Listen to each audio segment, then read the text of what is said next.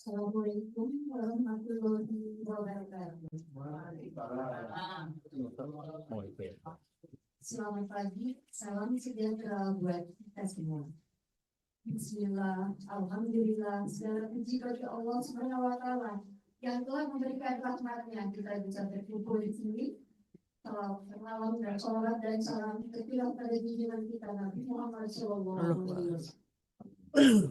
Hadirin Bapak Ibu dan saya hormati yang berada di sini juga yang mengikuti Zoom di seluruh dunia ini, kami aturkan terima kasih. Alhamdulillah acara ini didukung oleh Radio Mubu Minang yang ditayangkan secara YouTube. Terima kasih kepada Uda Asbi yang telah menyediakan dan bersedia mendampingi kami semua. Juga terima kasih kepada para senior yang telah merupakan senior SMP Saka Maria Bandung yang akan menjadi narasumber untuk acara bincang-bincang mengenai bencana geologi badai, banjir dan penanggulangannya. Perkenalkan, saya Nita Dita yang akan memandu pembukaan acara ini. Dengan mengucapkan basmalah bersama-sama. Bismillahirrahmanirrahim.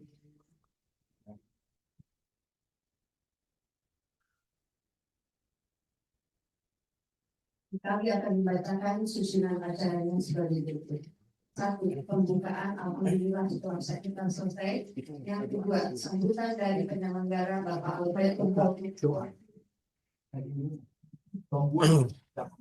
pemaparan bencana geologi serta badai banjir dan penanggulangan yang akan dipaparkan oleh 1. Narasumber moderator Tati Aprilia, 2. Penata teknologi Indonesia dan bencana geologi oleh Insinyur dan Mahdi SD Majlis SD. Pengantar modul pengantar badai dan hujan oleh Albert untuk Magister Magir Energi. Mengenal bencana geologi, membantu masyarakat siaga bencana oleh Insinyur Damai Putra. Yang terakhir yaitu tanya jawab yang akan dipandu oleh moderator. Terakhir penutupan. Untuk mempersingkat waktu, mungkin kami langsung pada acara yang kedua, yaitu untuk sambutan dari tim penyelenggara Bapak Albert, kami waktu dan silakan. Terima kasih Bu Ita. Selamat pagi semua, bagi rekan-rekan yang terutama sekarang sedang offline di Bandung maupun cuma di Bandung ya. Dan juga buat teman-teman diaspora yang di Belanda, teman-teman di Jakarta juga mungkin. Pada kesempatan ini kami memang menyelenggarakan bincang-bincang mengenai badai, banjir, geologi, dan penanggulangannya. Sebenarnya waktu-waktu ini kita sudah perbincangkan beberapa bulan yang lalu, namun baru sekarang hal ini terlaksana. Apalagi, namun sebelum saya sangat prihatin dan ikut berduka cita dengan saudara-saudara kita yang terdampak bencana banjir dan longsor di Sumatera Utara, di Aceh maupun di Sumatera Barat. Oleh sebab itu, kita aware dengan situasi seperti sekarang ini. Maka itu, saya dan beberapa teman, termasuk Uda Damai dan Kang Dani, membuat suatu bincang-bincang ini, dan puji Tuhan, bincang-bincang ini terlaksana hari ini. Semoga ke depannya, bincang-bincang ini dapat berjalan dengan baik dan lancar. Dan sebelumnya saya mengucapkan terima kasih juga kepada Kang Asdi yang terutama yang sangat mendukung dan secara teknis mendukung acara ini. Yang kedua, si Stati yang berada di Belanda yang juga sudah mengirimkan link Zoom-nya kepada kita sehingga acara ini bisa terlihat oleh teman-teman di beberapa tempat. Dan yang paling utama, saya mengucapkan terima kasih kepada Saudari Nita yang telah menyediakan tempat dengan peralatannya, juga dengan keluarganya yang ikut membantu terselenggaranya bincang-bincang ini. Untuk itu kami di sini menyelenggarakan ini dengan apa adanya secara sederhana, namun semuanya ini berkat kerjasama dari teman-teman semua. Untuk itu sekali lagi saya mengucapkan terima kasih banyak bagi teman-teman yang hadir di offline ini. Teman-teman yang dari alumni SMP Santa Maria dan ya senior dan juniornya begitu. Saya kira begitu saja dan silakan dilanjut. Terima kasih kepada Albert yang telah memberikan sambutannya. Mengingat pada masa hidupnya yang akhir, kami bincang-bincang mengenai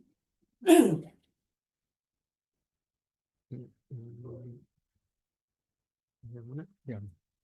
Yang nomor 1 tadi. Nah ini.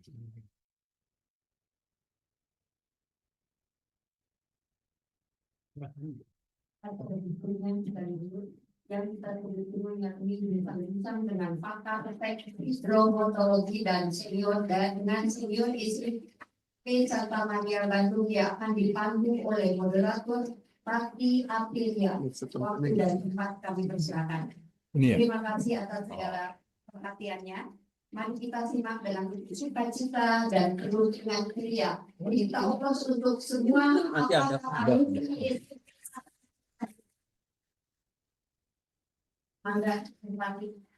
Oke, terima kasih. Bismillahirrahmanirrahim. Oh, saya. Ini. Tati dulu. Tati dulu. Oke ya. Oke, selamat pagi, selamat sore, selamat malam dimanapun Anda berada. Saya Tati Aprilia Westhoff dari Belanda akan memandu acara ini.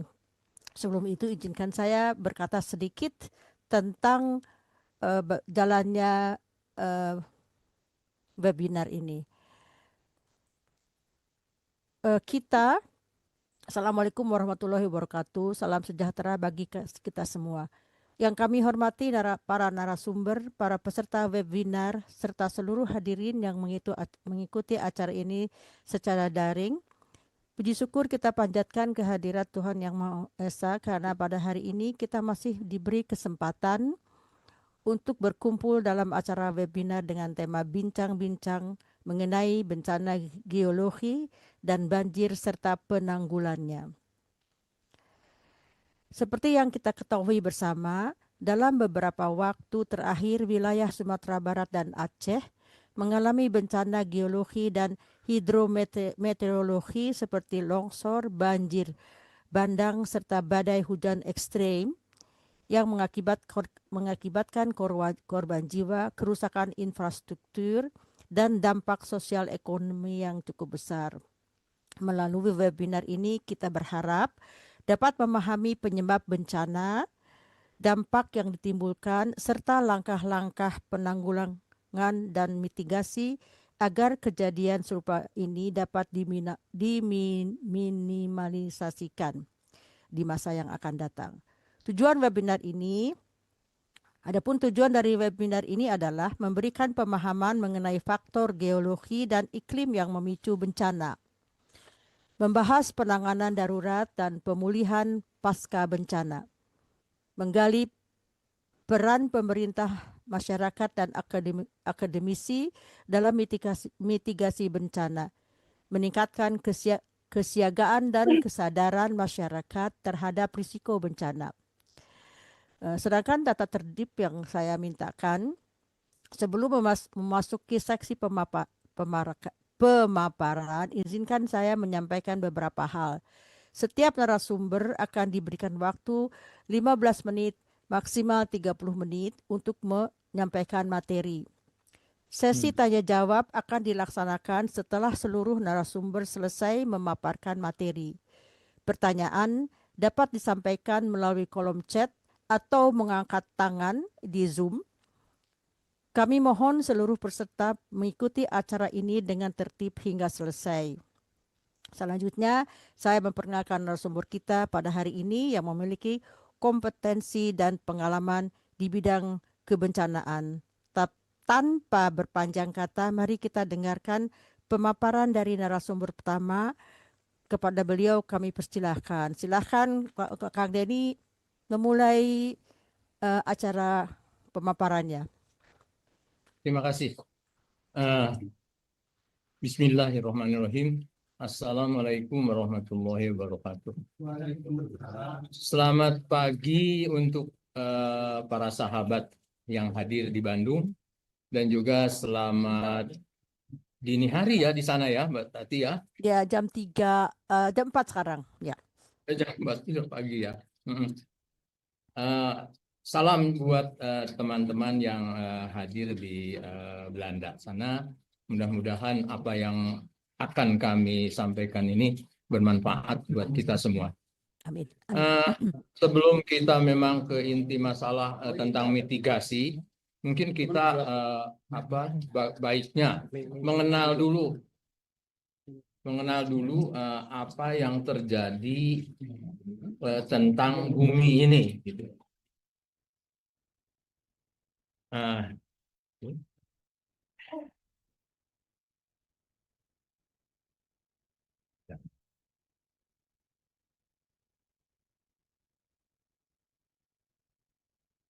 Yang pertama kita lihat bahwa di sini ada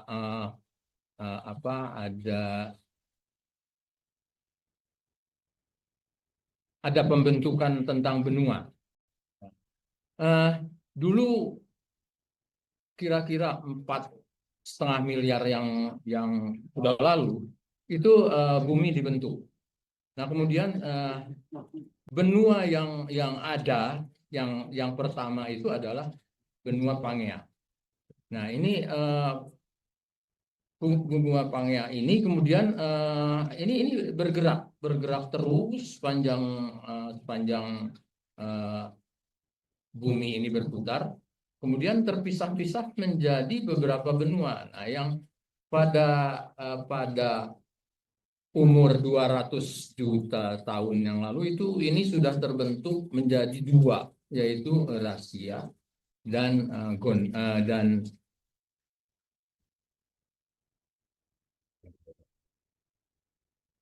Gondwana.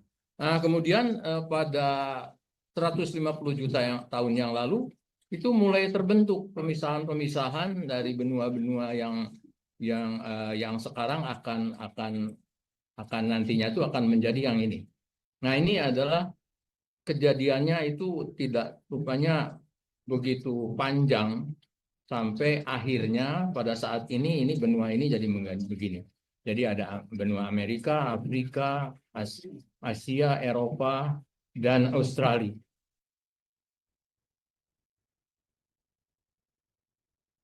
Nah, kemudian pergerakan ini ternyata dipicu oleh pergerakan lempeng-lempeng. Jadi benua-benua ini adalah bagian dari lempeng-lempeng itu.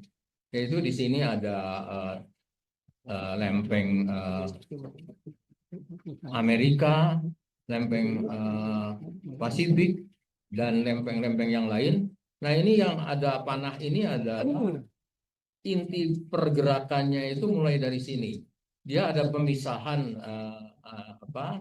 antara batas-batas dari plate ini, kemudian dia membentuk benua-benua ini, dan disitulah terjadi ada penumbukan di antara lempeng-lempeng ini. Nah, ini yang bergerak ini adalah lempeng samudra namanya. Lempeng samudra ini kemudian menyusup ke lempeng benua.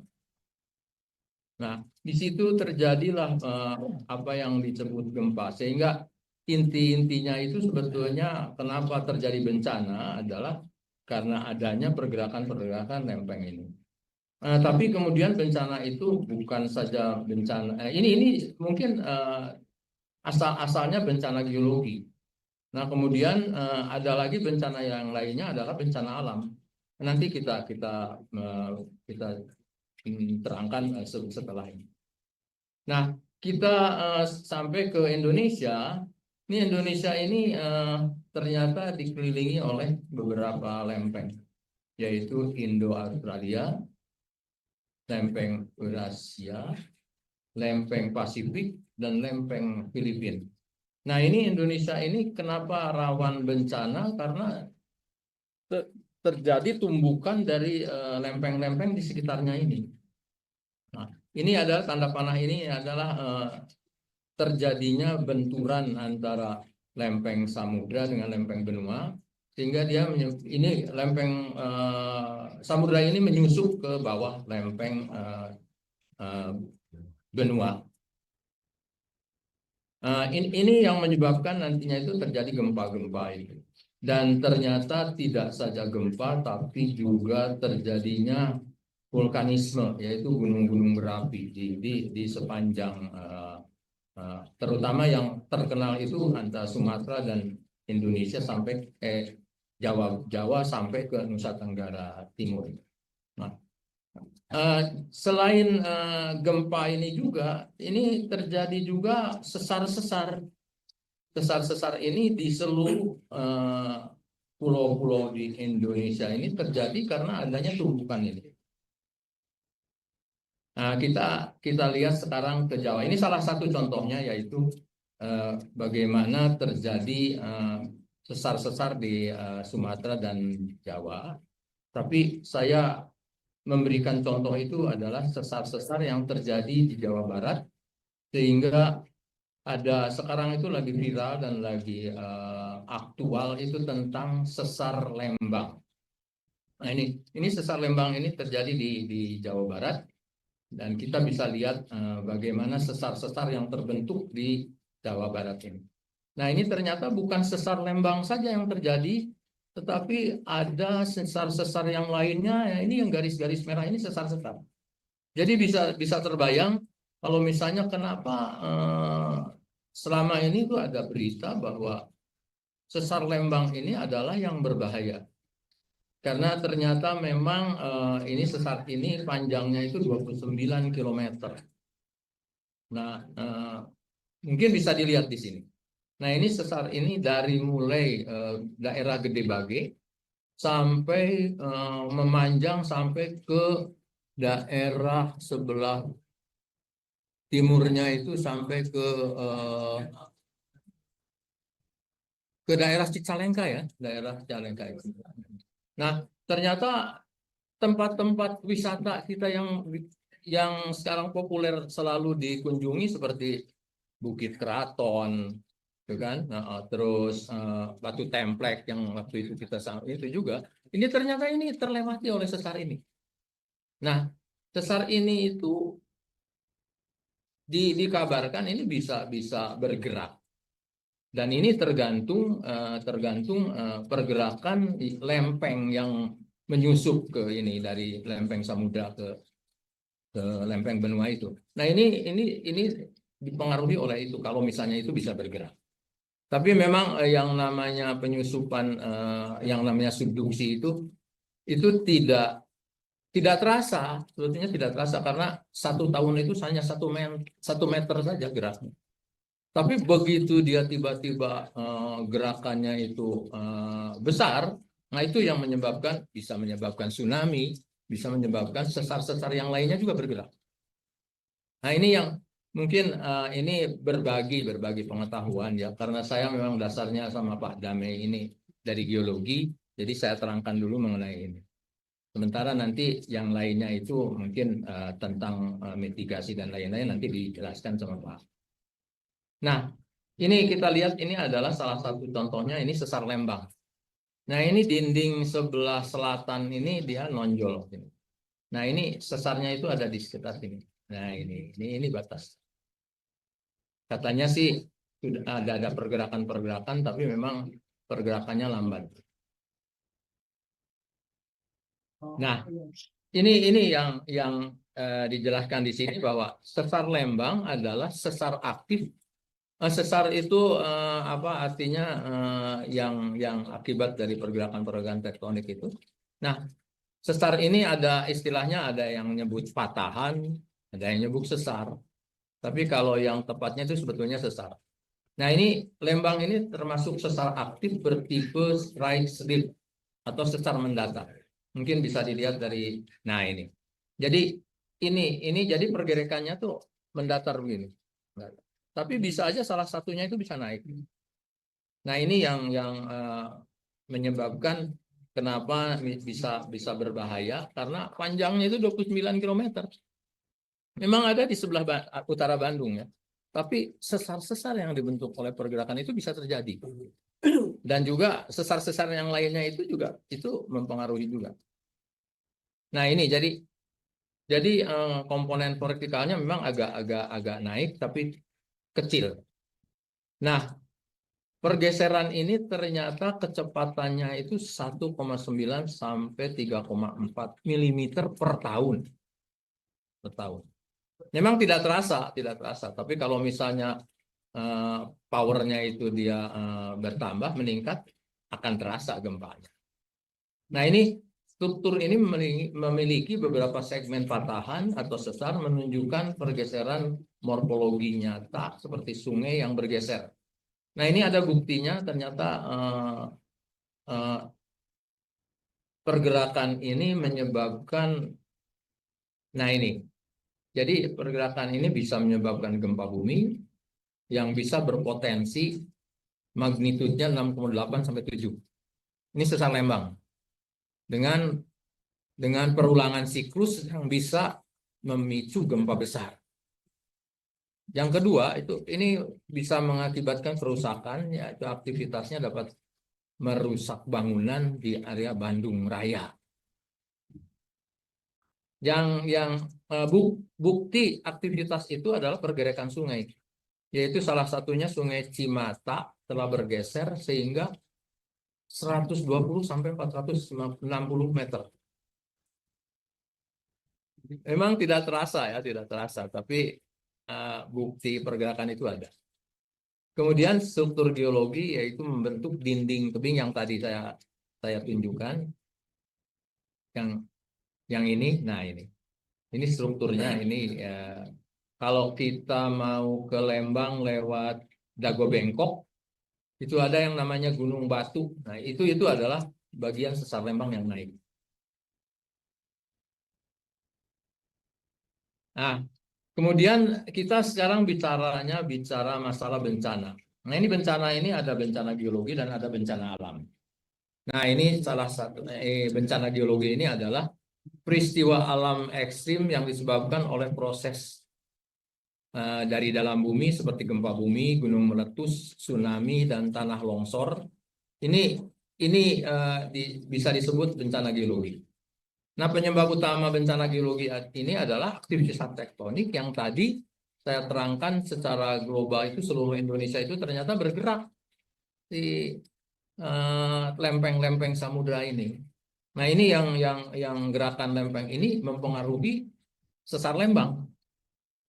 Dan bukan sesar Lembang saja, ada sesar Baribis, sesar Cimandiri, itu mengelilingi Bandung itu. Kemudian aktivitas vulkanik. Jadi ada aktivitas penyusupan lempeng laut ke samudra ini bisa membentuk gunung api. Nah, sampai sekarang ada contohnya, misalnya Gunung Merapi masih aktif, Gunung Sinabung, gunung yang di Indonesia Timur juga ini aktif. Ini karena ada pergerakan ini. Tapi memang pergerakannya itu dia begitu masuk ke bawah lempeng benua, itu terjadi tumbukan dengan bagian dalam itu. Nah, ini yang menyebabkan dia meleleh si lempeng ini meleleh, membentuk magma. Magma ini yang menyebabkan ada gunung api. Terus faktor tanah dan batuan. Ini struktur tanah ini jenis batuan dan topografi yang tidak stabil, terutama saat curah hujan tinggi, yaitu tanah longsor dan likuifaksi. Nah, contoh-contoh bencana geologi.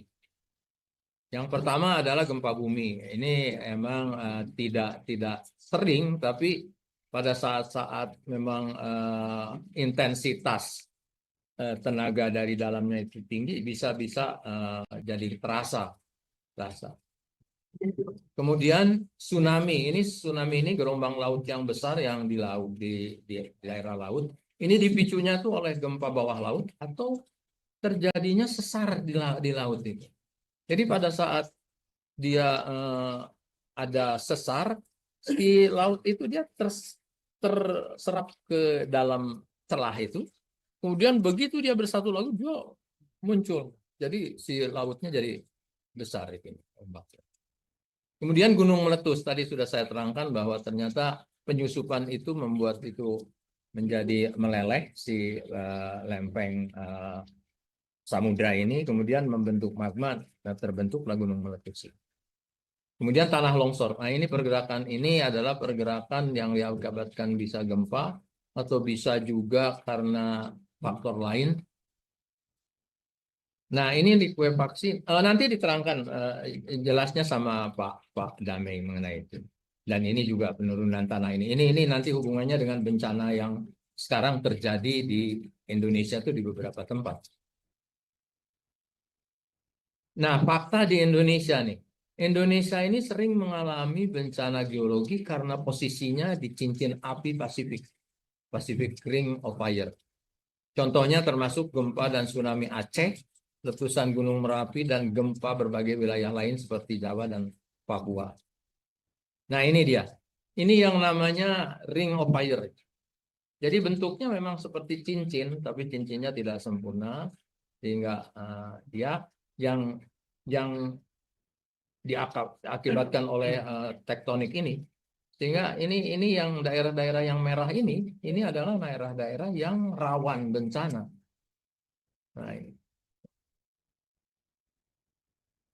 Nah, ini cincin api ini berbentuk tapal kuda karena memang tidak melingkar seperti lingkaran, tapi memang seperti tapal kuda. Nah, ini di ring ini terbentuk gunung-gunung berapi sebanyak 452 gunung api. Tapi mayoritas itu ada di Indonesia. Dari Sumatera, Jawa, sampai ke Nusa Tenggara Timur. Nah, ini sampai sekarang juga sudah beberapa aktif lagi ya. Malah ada yang disebut gunung yang sudah mati, itu ternyata dia tuh menyimpan tenaga itu. Cuma belum aja itu. Jadi selama magmanya itu tidak aktif, tidak intensif. Dia masih ini, jadi menyimpan tenaga dulu, dia baru muncul. Kalau ada rekahan itu baru muncul.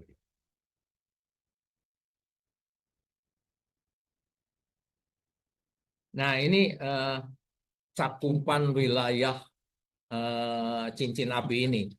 Di Asia ini Indonesia, Filipina, Taiwan, Jepang, Papua Nugini.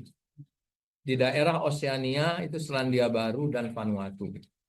Di Amerika, Alaska, Kanada, Meksiko, Guatemala, Costa Rica, Kolombia, Ekuador, Peru, dan Chili.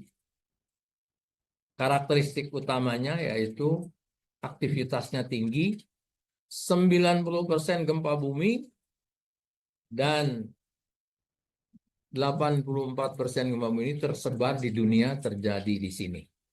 Jadi ini cincin-cincin api ini ya ini pemicu gempa.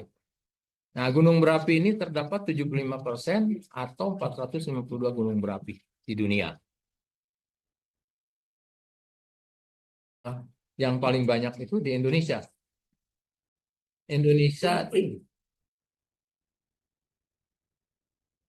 Nah, ini pembentukan bencana geologi dan bencana alam. Ini bencana geologi adalah bagian dari bencana alam, tetapi lebih spesifik. Nah, ini yang namanya bencana alam itu adalah istilah umum untuk semua bencana akibat faktor alam, gempa, banjir, kekeringan, dan juga sebagian karena bencana geologi. Jadi bencana alam itu bisa terjadi juga, salah satunya karena bencana geologi, jadi berhubungan nanti. Tapi tidak termasuk yang disebabkan oleh luar angkasa. kegiatan luar angkasa.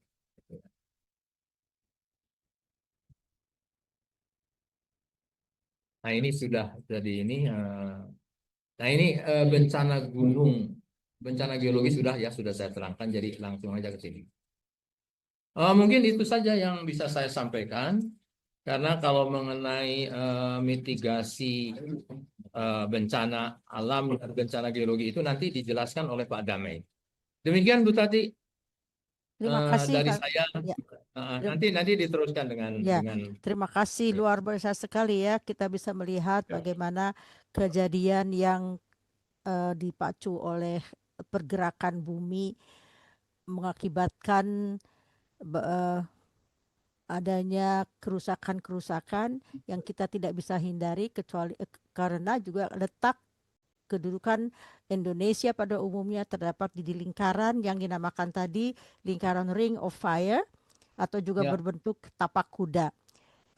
Luar biasa sekali. Terima kasih atas penjelasannya, dan bagi mereka yang nanti mempunyai pertanyaan silakan ditatat, ditulis di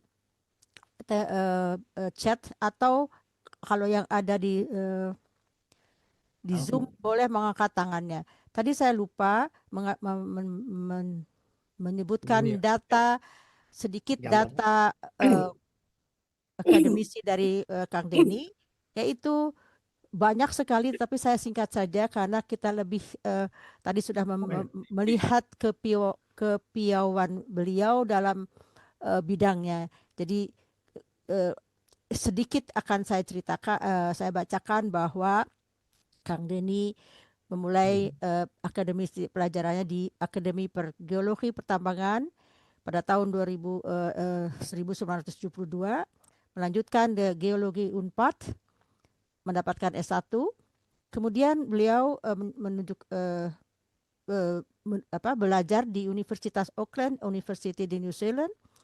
Kemudian pada tahun pada jurusan ekonomi. Jadi semua itu apa yang telah beliau capai, dan kita melihat bahwa pemaparan beliau itu sangat-sangat luar biasa. Terima kasih kepada Kang Denny, dan selanjutnya akan saya tampilkan pembicara selanjutnya, yaitu siapa? Bro Albert ya, Bro Albert.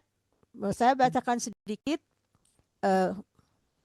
kisah perjuangan dan bukan perjuangan, pendidikan beliau ya, dengan secara singkat ya, karena saya nanti beliau akan memperlihatkan apa-apa yang pernah dipelajari, dan pengalaman beliau sedikit mungkin akan membantu kita untuk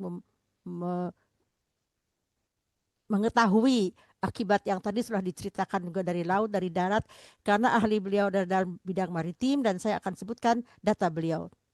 Mengikuti Akademi Maritim pada D3 Marine Engineering tahun 1976, melanjutkan kepada Marine Institute Sekolah Tinggi Ilmu Pelayaran sampai dengan tahun 1984, mendapatkan S1 di sana. Kemudian melanjutkan kepada Marine Institute Sekolah Tinggi Pelayaran, Sekolah Tinggi Ilmu Pelayaran yang menghasilkan saya akan bacakan singkatan dari titelnya, Magister Marine Engineer. Jadi pengalaman beliau itu juga luar biasa. Jadi pemaparan beliau akan menambahkan keterangan-keterangan yang terjadi di laut, karena itu adalah bidang beliau. Silakan Bu Albert, saya persilahkan waktunya. Selamat pagi untuk maaf agak bindeng nih. Ya. Teman-teman atau sobat-sobat senior Santa Maria yang hadir secara offline saat ini, dan juga teman-teman yang terhubung dengan link Zoom, yang kalau tidak salah teman-teman angkatan di SMA 3 tahun 72, kemudian komunitas Radio Minang dan Gebu Minang. Gebu, Ya, Radio Gebu Minang. ya. Kemudian beberapa mungkin diaspora daripada komunitasnya Unitati Aprilia di Belanda. Di sini saya akan memaparkan pengetahuan saya yang saya dapatkan secara empiris ketika saya bekerja di atas kapal sebagai chief engineer, kapasitas saya. Saya akan membicarakan masalah siklon Senyar yang merusak begitu parahnya Sumatera Utara, Aceh, dan kemudian Sumatera Barat. Namun sebelum saya lanjut, saya akan paparkan sedikit mengenai terbentuknya siklon tropis yang umumnya itu selalu berada di lintang utara, di lintang 5 derajat, baik lintang utara maupun lintang selatan. Nah, Indonesia ini terletak di antara lintang 5 derajat lintang utara dan 5 derajat lintang selatan. Secara teori, Indonesia ini tidak terpapar, tidak akan mungkin terpapar siklon atau yang kita sebut badai. Nah, ini kemarin sudah terjadi anomali dengan cuaca yang betul-betul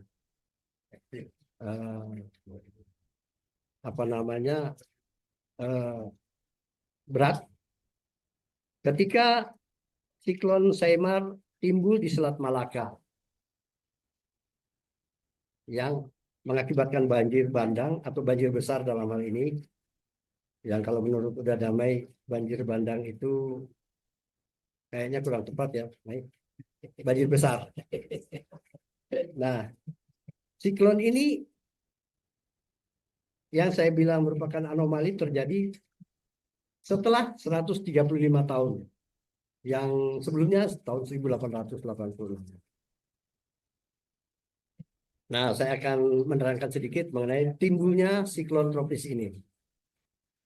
Siklon tropis ini umumnya timbul di Samudra Pasifik Barat Daya yang terletak di Kepulauan Mariana.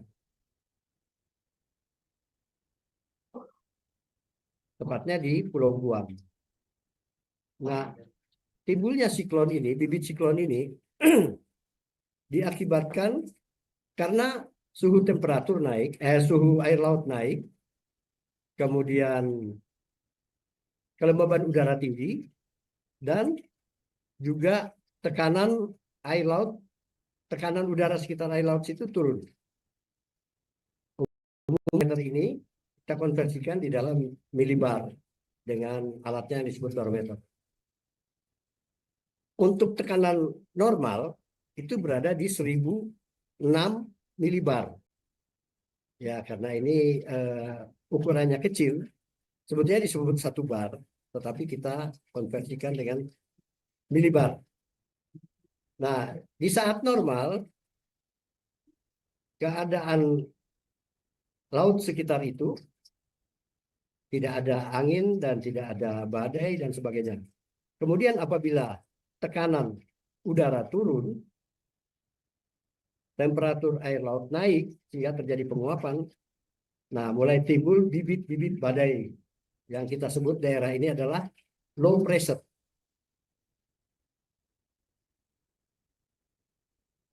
Nah, low pressure ini akan berkembang terus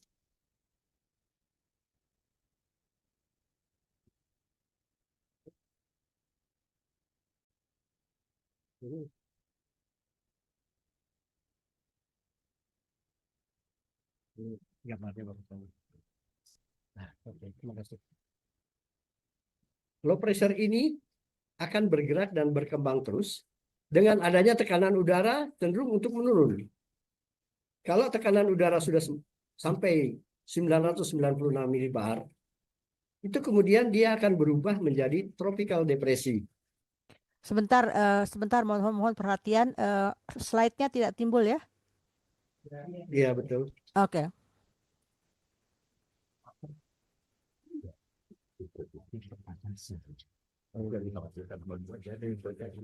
Ya, ya.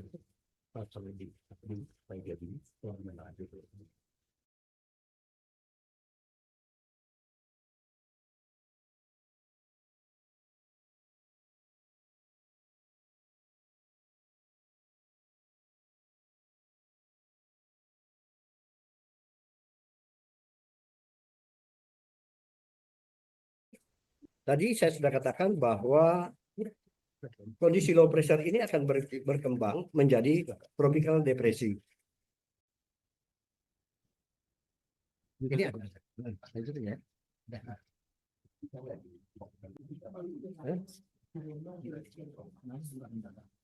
Maaf ya, sebentar.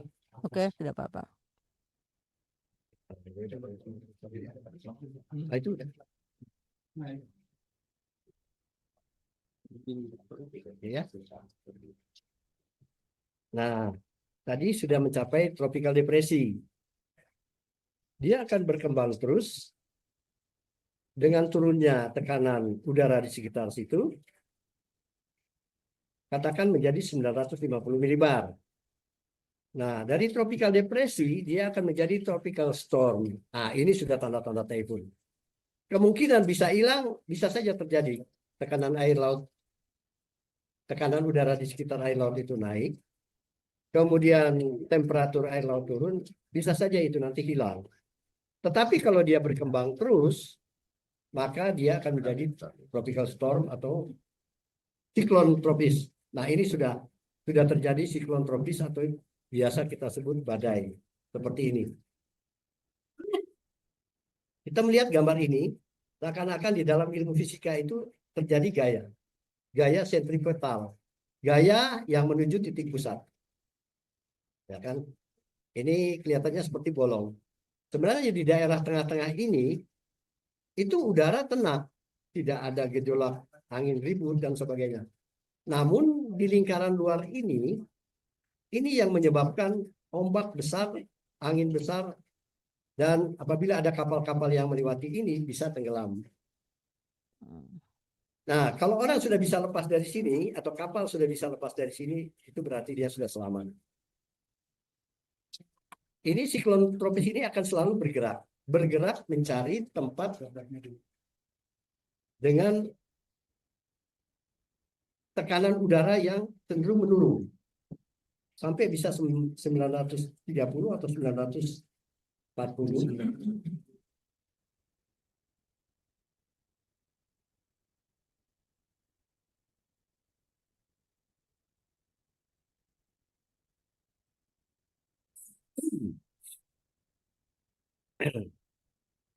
Nah, dengan pergerakan siklon tropis ini, ketika dia bergerak, arahnya biasanya ke arah barat.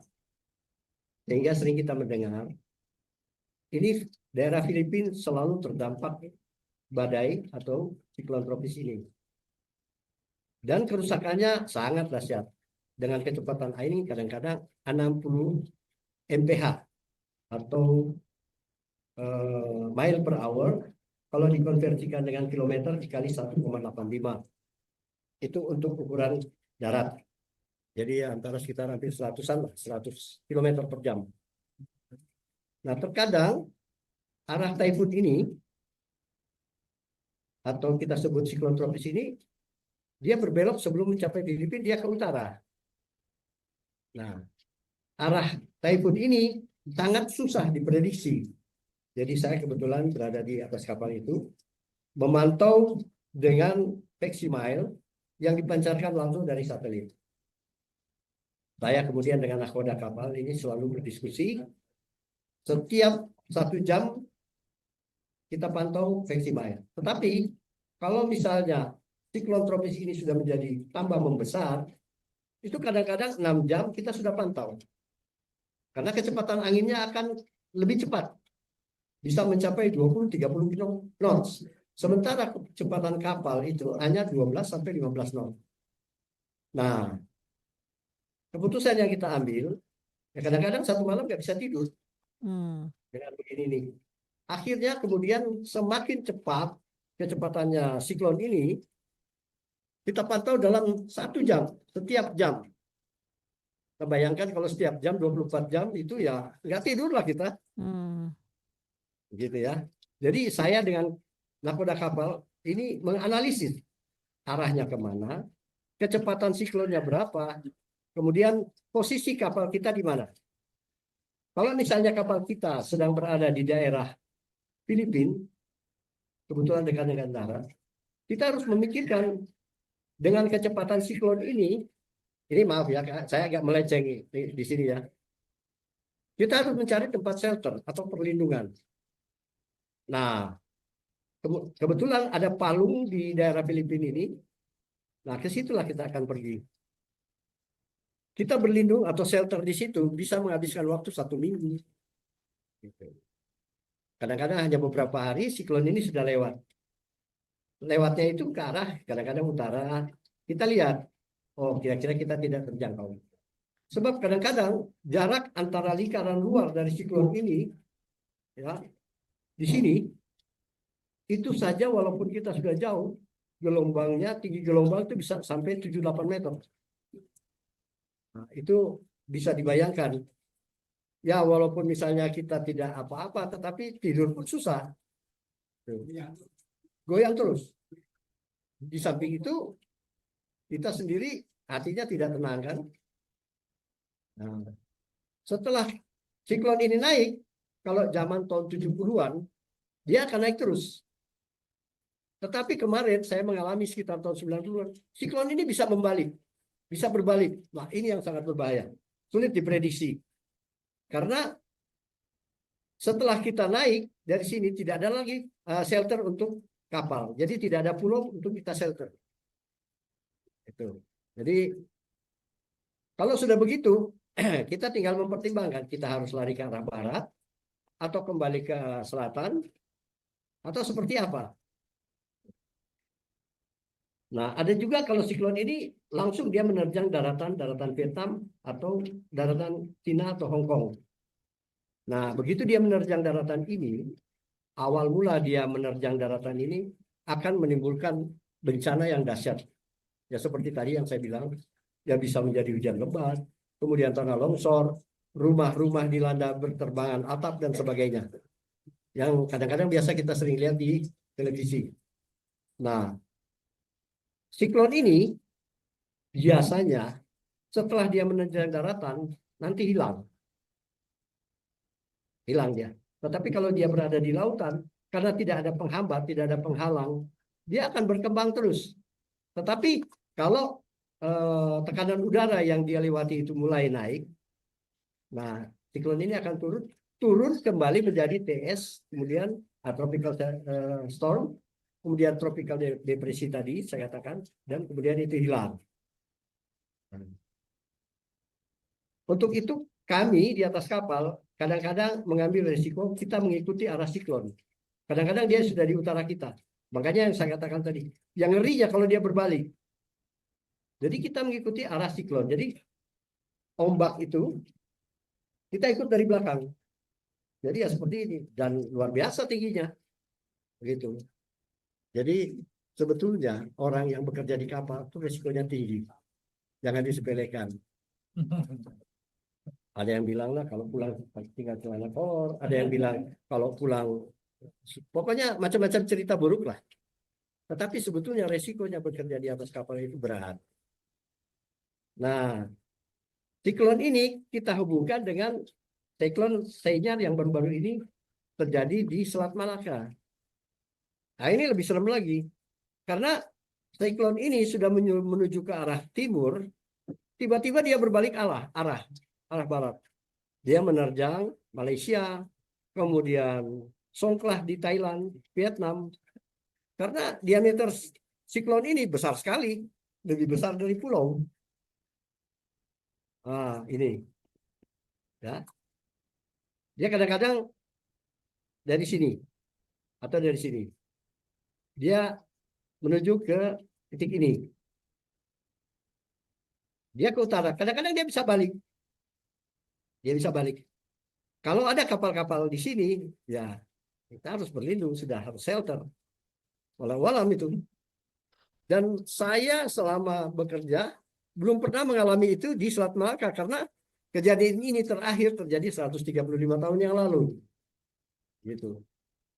Nah, kalau dia sudah menyenggol saja ya, bukan menerabas, menyenggol daratan. Nah, seperti yang kejadian di Aceh, Sumatera Utara dan Sumatera Barat. Timbul banjir besar, kemudian tanah longsor, rumah-rumah rusak, dan sebagainya. Jadi untuk itu saya sarankan kepada teman-teman semua, kita harus mengikuti dan mendengarkan saran dari BMKG, Badan Meteorologi, Klimatologi dan Geofisika. Karena BMKG itu mereka mendapat sinyal itu dari satelit yang utama. Karena satelit tidak akan mungkin berbohong. Ya, kira-kira dari 100% mungkin cuma 10% atau 5% yang gagal. Yang lainnya betul. Oleh sebab itu, seperti kemarin di Jakarta ini kan timbul hujan besar, kemudian banjir. Nah, BMKG itu sudah memprediksi beberapa hari sebelumnya. Sehingga sebaiknya itu kita ikuti. Gitu. Nah, seperti ini curah hujan yang berwarna hitam sampai merah tua, oranye ini dikategorikan rendah. Nah, daerahnya seperti di sini. Tapi kalau tidak ada badai, kalau ada badai itu yang saya bilang tadi terjadi seperti tropical cyclone Senyap. Nah, begitu dia dari warna oranye ini kemudian kuning sampai kuning, kuning tua sampai kuning, itu curah hujannya sudah tinggi 100 sampai 150 mm per hour, per hari. Nah, yang paling berat di warna hijau ini. Daerah sebagian Jawa ini, Sumatera Selatan, kemudian sebagian Sulawesi. Ini yang akan terdampak suhu hujan sangat tinggi, curah hujan sangat tinggi. Kalau dia sudah mencapai 300 mm per hari, ini sudah bisa menyebabkan banjir besar atau banjir bandang kalau kita bilang. Nah, di sini ada BMKG. Sekali lagi penanggulangannya sebaiknya kita mengikuti arahan dari BMKG. Jangan dianggap sepele berita-berita dari BMKG itu. Ya. Kembali lagi saya katakan bahwa siklon tropis ini terjadi sebenarnya ada yang di Samudra India, ada yang terjadi di Laut Arab, kemudian ada yang terjadi di daerah Karibia, Amerika. Yang paling dapat atau yang paling bisa diprediksi siklon ini terjadi di Pasifik Barat Daya yang tadi saya katakan di Kepulauan Mariana atau letaknya di Guam. Kalau di daerah Lautan Hindia, tiba-tiba saja seperti tadi yang saya katakan, siklon Senyap, tiba-tiba menjadi siklon. Kalau di daerah Palu Mariana ini, itu timbulnya dari low pressure, tropical depresi, kemudian baru menanjak menjadi tropical storm. Oleh sebab itu, apalagi waktu itu kegiatan kami selalu ke daerah utara, ke Jepang, ke Taiwan dan sebagainya. Sehingga kami selalu memantau siklon tropis ini yang terjadi di Barat Daya, Pasifik Barat Daya, yaitu daerah Guam. Nah, untuk yang selatan ini sulit kami memprediksi karena tiba-tiba saja dia muncul. Oleh sebab itu, kalau ada perintah untuk berangkat ke India atau ke Timur Tengah, agak sedikit was-was juga karena siklon itu tiba-tiba muncul di Lautan India. Dan itu yang saya katakan tadi sulit diprediksi. Nah, umumnya ya saya tidak tahu pengaruhnya apa. Apa karena efek rumah kaca? Sekarang ini setelah tahun 90-an, ini siklon ini bisa terjadi di di bawah lintang 5 derajat. Yang biasanya, yang seharusnya itu akan terjadi di atas lintang 5 derajat. Lintang utara maupun lintang selatan. Gitu. Jadi saat ini dengan adanya anomali cuaca akibat atau efek rumah kaca, itu sulit kita memprediksinya. Tetapi ya masih bisa diprediksi lah. Karena akibat atau efek rumah kaca itu terjadi pencairan es di kutub. Nah, kemudian permukaan air laut naik. Nah, seperti di Jakarta itu tembok pembatasnya sudah tidak menampung, jadi air itu sudah meluap ke darat. Jadi seperti itu. Oleh sebab itu, ya saat ini kita waspada. Waspada kita ya satu-satunya melihat apa pengumuman dari BMKG. Gitu ya. Kemudian saya kira apa namanya pemaparan saya ini mengenai siklon tropis ini cukup sekian, mengingat waktu juga yang diberikan tadi Ya. terbatas. Oke. Begitu saja. Ya. Ya, terima kasih Terima kasih. sekali Bro Albert, sangat menarik. Saya bisa memahami bagaimana perasaan Bro Albert ketika mengalami siklon taifun di sana, itu sangat mengerikan ya. Jadi pada intinya yang saya bisa sebut di sini, kita saat-saat ini mendapatkan banyak bencana dikarenakan antara lain adanya pergerakan di bawah laut, siklon yang tinggi yang pada saat kejadian itu terjadi menimpa daratan. Nah, kalau menimpa daratan bisa merusak sekeliling alamnya, jadi bisa disebabkan oleh itu. Menarik sekali. Saya tidak akan menguraikan kembali atau meningkat pembicaraan karena cukup jelas, tetapi sedikit sebagai intermezzo saya akan bacakan, nanti dipersiapkan jawabannya oleh Bro Albert, adalah dari pertanyaan dari Radio Gebu Minang. Jadi saya bacakan sementara Kang Denny sedang sementara udah damai menyiapkan bahannya. Jadi katanya begini, menarik sekali penjelasan dari Bapak Albert menjelaskan penyebab kejadian bencana Sumatera beberapa waktu yang lalu akibat siklus. Sementara banyak juga berita yang beredar penyebab tanah longsor adalah tidak kuatnya struktur tanah akibat kegiatan alih fungsi hutan. Mohon pencerahannya untuk kami yang awam ini.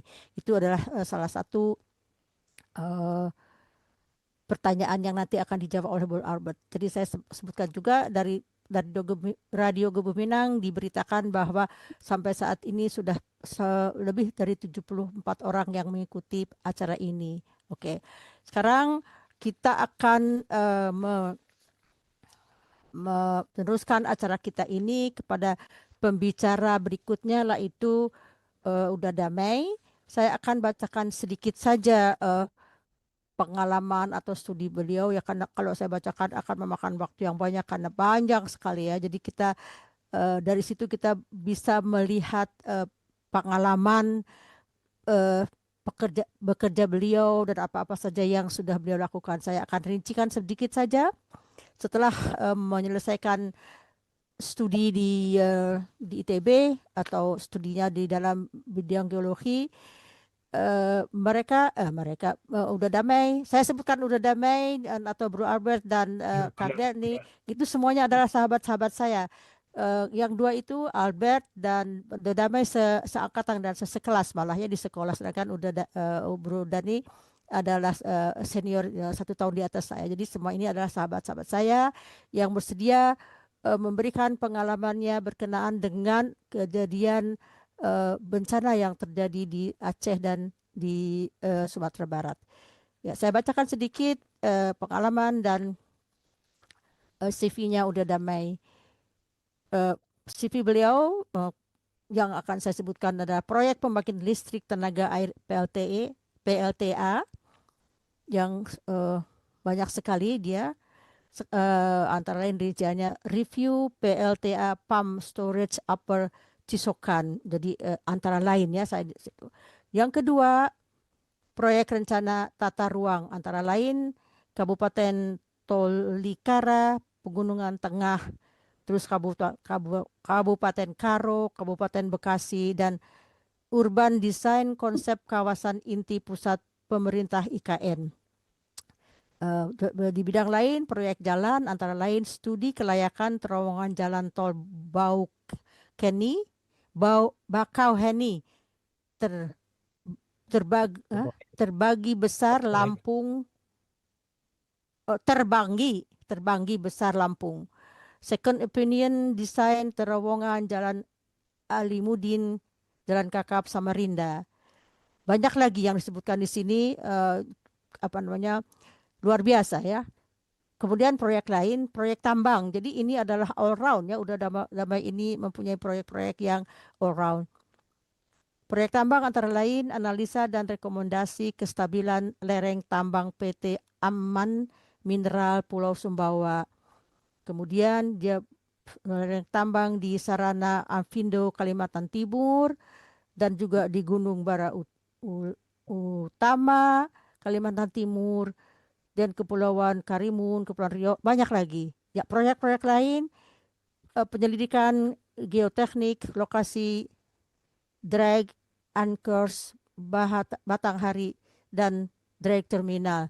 Jadi luar biasa. Jadi untuk menghemat waktu, mohon maaf udah damai saya tidak baca semuanya karena pengalaman yang luar biasa. Jadi nanti kita akan melihat pemaparannya dari udah damai, dan saya berikan waktu tidak lebih dari 30 menit ya, karena nanti kita akan menampung pertanyaan-pertanyaan dari teman-teman yang lain. Silakan udah damai. Baik, saya usahakan 30 menit. Terima kasih. Saya ini bukan saintis, saya praktisi, jadi makanya proyek-proyek yang saya kerjakan adalah yang memang aplikatif gitu ya. Hingga itu yang mendasari saya bisa bercerita tentang sesuatu tentang bencana ini. Nah, ya sebetulnya pembicaraan ini, judul ini sebetulnya mengenal bencana geologi. Kalau kita mengenal dengan baik, maka mitigasinya akan juga tepat. Gitu. Tapi kalau kita mengenalnya tidak baik, maka mitigasinya akan menjadi kemana-mana gitu loh. Menyalahkan ini, menyalahkan itu, dan sebagainya. Oleh sebab itu, saya kasih lagi subjudul adalah membangun masyarakat siaga bencana. Ya. Kemudian tadi sudah dijelaskan oleh Kang Dani bahwa tektonik itu yang mempengaruhi sebetulnya bencana geologi. Dan satu sama lain berkaitan. Jadi ada yang primer, bencana primer, ada bencana sekunder. Misalnya gempa bumi menyebabkan longsor karena getaran itu. Longsor menyebabkan banjir bandang dan seterusnya. Dan kemudian di situ juga memang ada peran hujan di longsor. Bahwa longsor bisa menyebabkan naiknya muka air tanah. Bisa sampai jenuh itu tanah atau batuan yang ada di sana sehingga potensi longsornya akan meningkat. Dan itu mungkin yang bisa menjelaskan apa yang terjadi di Sumatera belakangan ini. Dan yang lain, hujan itu yang menyebabkan banjir. Bukan banjir bandang. Kalau saya menyebutnya, walaupun dalam literatur itu disebut juga banjir besar, itu disebut juga banjir bandang. Walaupun bukan banjir bandang yang nanti akan saya terangkan gitu ya. Dan karena hujan sangat besar, 300 mm. Tidak kedengaran? Kedengeran jelas? Kedengeran jelas? Nggak, di sini di forum nggak kedengeran di Bandung. Oh, Nggak ada. Bentar, maaf. Jadi ada ini. Jadi ya itulah. Jadi banjir bandang dengan banjir besar saya coba pisahkan. Banjir besar itu karena memang hujan yang besar, jadi air begitu banyak mengalir di cekungan gitu, dia mengalir. Tapi kalau banjir bandang itu secara tegas mengatakan bedanya adalah dia datang tiba-tiba dan tidak dalam waktu yang panjang. Nanti akan saya kasih contoh. Itu kira-kira. Dan karena 30 menit sebetulnya tidak cukup ya. Biasanya saya 1/4 jam gitu untuk menjelaskan ini. Tapi ya saya coba unitati gitu ya. ya siap. Nah, kemudian kita lihat ini tektonik tadi sudah disampaikan, tapi saya masuk saja.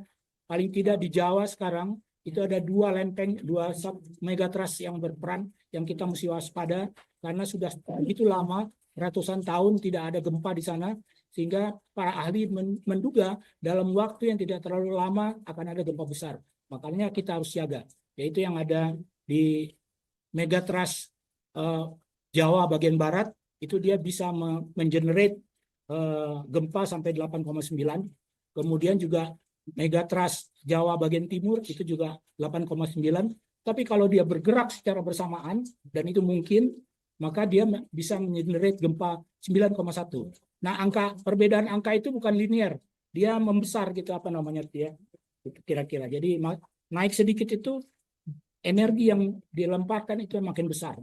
Kemudian kalau di Sumatera itu ada Siberut yang akan juga diperkirakan akan dalam waktu yang tidak lama tidak lama itu bukan waktu kita hidup ya, tapi waktu geologi.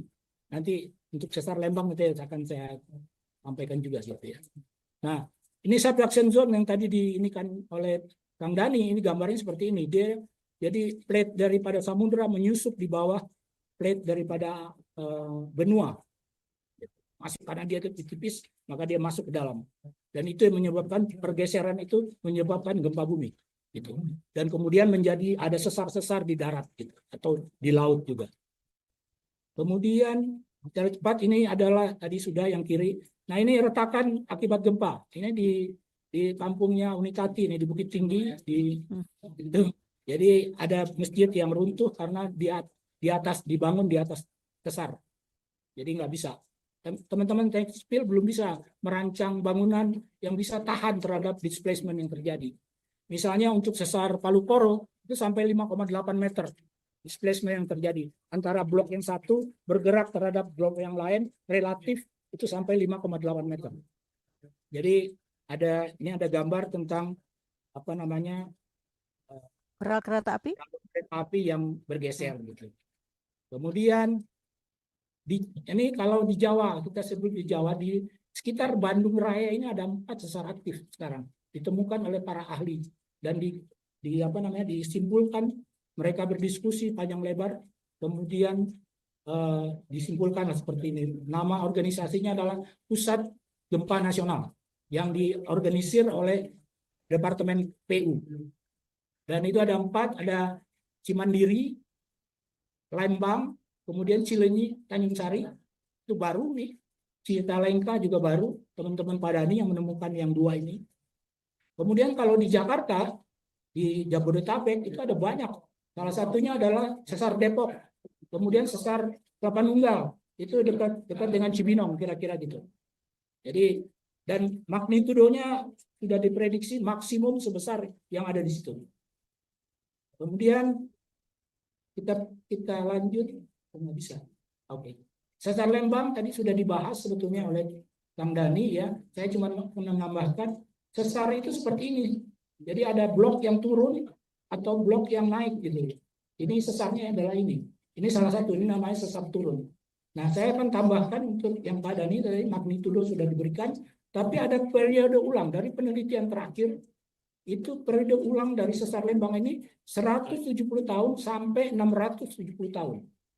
Gempa terakhir yang tercatat, yang di hasil penyelidikan, bukan hasil rekaman seismograf. Karena seismograf baru ada di akhir abad ke-19, jadi kira-kira tahun 1896 baru ada alat itu. Jadi tidak hanya bertumpu kepada alat, tetapi juga ada penelitian yang namanya paleoseismologi. Gitu. Nah, itu ditemukan 170 tahun sampai 670 tahun. Tapi kalau sesar Sumatera itu kira-kira sekitar 80 tahun dia akan berulang gitu ya, berulang. Yang di Padang Panjang tadinya tahun 1926 ibu saya lahir, jadi nenek saya bilang ibumu lahir pada saat ada gempa besar gitu ya. Nah, kemudian 80 tahun kemudian sekitar tahun 2010, 2000 berapa saya lupa persisnya, itu ada gempa besar lagi di jalur itu. Jadi sekitar 80 tahun dia. Nah, kemudian menariknya adalah bahwa gempa terakhir yang dicatat oleh paleoseismologi adalah kira-kira pada abad ke-15. Kita taruh saja tahun 1450 gitu ya. Jadi kalau sekarang sudah 570 tahun. Jadi dalam 100 tahun ke depan mungkin akan ada gempa besar yang seperti disampaikan oleh Pak Dani tadi, sebesar 6,8 sampai 7. Walaupun dalam bukunya Pusgen yang baru dia lebih kecil, 6,6. Tapi di dalam menghadapi bencana kita selalu berpikir tentang worst case scenario, itu bukan yang kecilnya gitu yang, tapi kemungkinan terjadi yang paling besar itu yang harus kita pegang. Nah, khusus untuk sesar Lembang karena penelitiannya sudah dia memakai peta yang skalanya cukup besar, maka sudah ada jalur sudah bisa ditentukan di lapangan, sehingga sudah dipasang signboard. Sini Anda berada pada jalur sesar Lembang. Kira-kira gitu. Di tempat lain masih sulit untuk dilakukan. Kemudian mitigasinya ini sederhana sebetulnya. Ini jalur sesar, dia bisa berupa bidang, bisa juga berupa zona, gitu. Bisa zona. Nah kemudian kalau di Selandia Baru tempat Kang Dani sekolah itu 20 meter dari sini kalau kita tahu persis di lapangannya. Jadi ketelitian petanya sudah sangat bagus, maka 20 meter saja cukup, tidak boleh dibangun. Di luar 20 meter silakan gitu ya. Untuk bencana robekan sesar. Tetapi yang kedua adalah nanti kita bahas tentang goncangan. Itu di semuanya kena. Nah, di Indonesia belum ada aturan mengenai ini. Tapi ada ahli namanya Dhani Hirman Natawijaya, profesor riset, dia mengusulkan antara 20 sampai 250 meter. Ya. Kemudian, nah sayangnya memang peta-peta sesar ini masih dalam skala yang sangat kecil. Bahkan saya mendapatkannya dalam format A4, kemudian sangat susah. Nah, waktu bekerja di Terawang, di mana Bekasi, kita coba sesuaikan peta yang skala kecil tersebut, kita transfer ke skala 5.000, maka dapat seperti ini. Tapi dengan bantuan yang namanya ilmu geomorfologi. Jadi kelokan-kelokan sungai akan berpengaruh di dalam hal itu. Juga bukit-bukit yang ada. Maka kita dapatkan dengan skala 5.000 ada seperti rendutan seperti ini. Gitu. Nah, ini penting dilakukan sebetulnya. Jadi tadi mitigasinya sudah clear ya. Kita mesti hindari membangun di daerah yang dilalui sesar. Contoh di perumahan saya lupa namanya.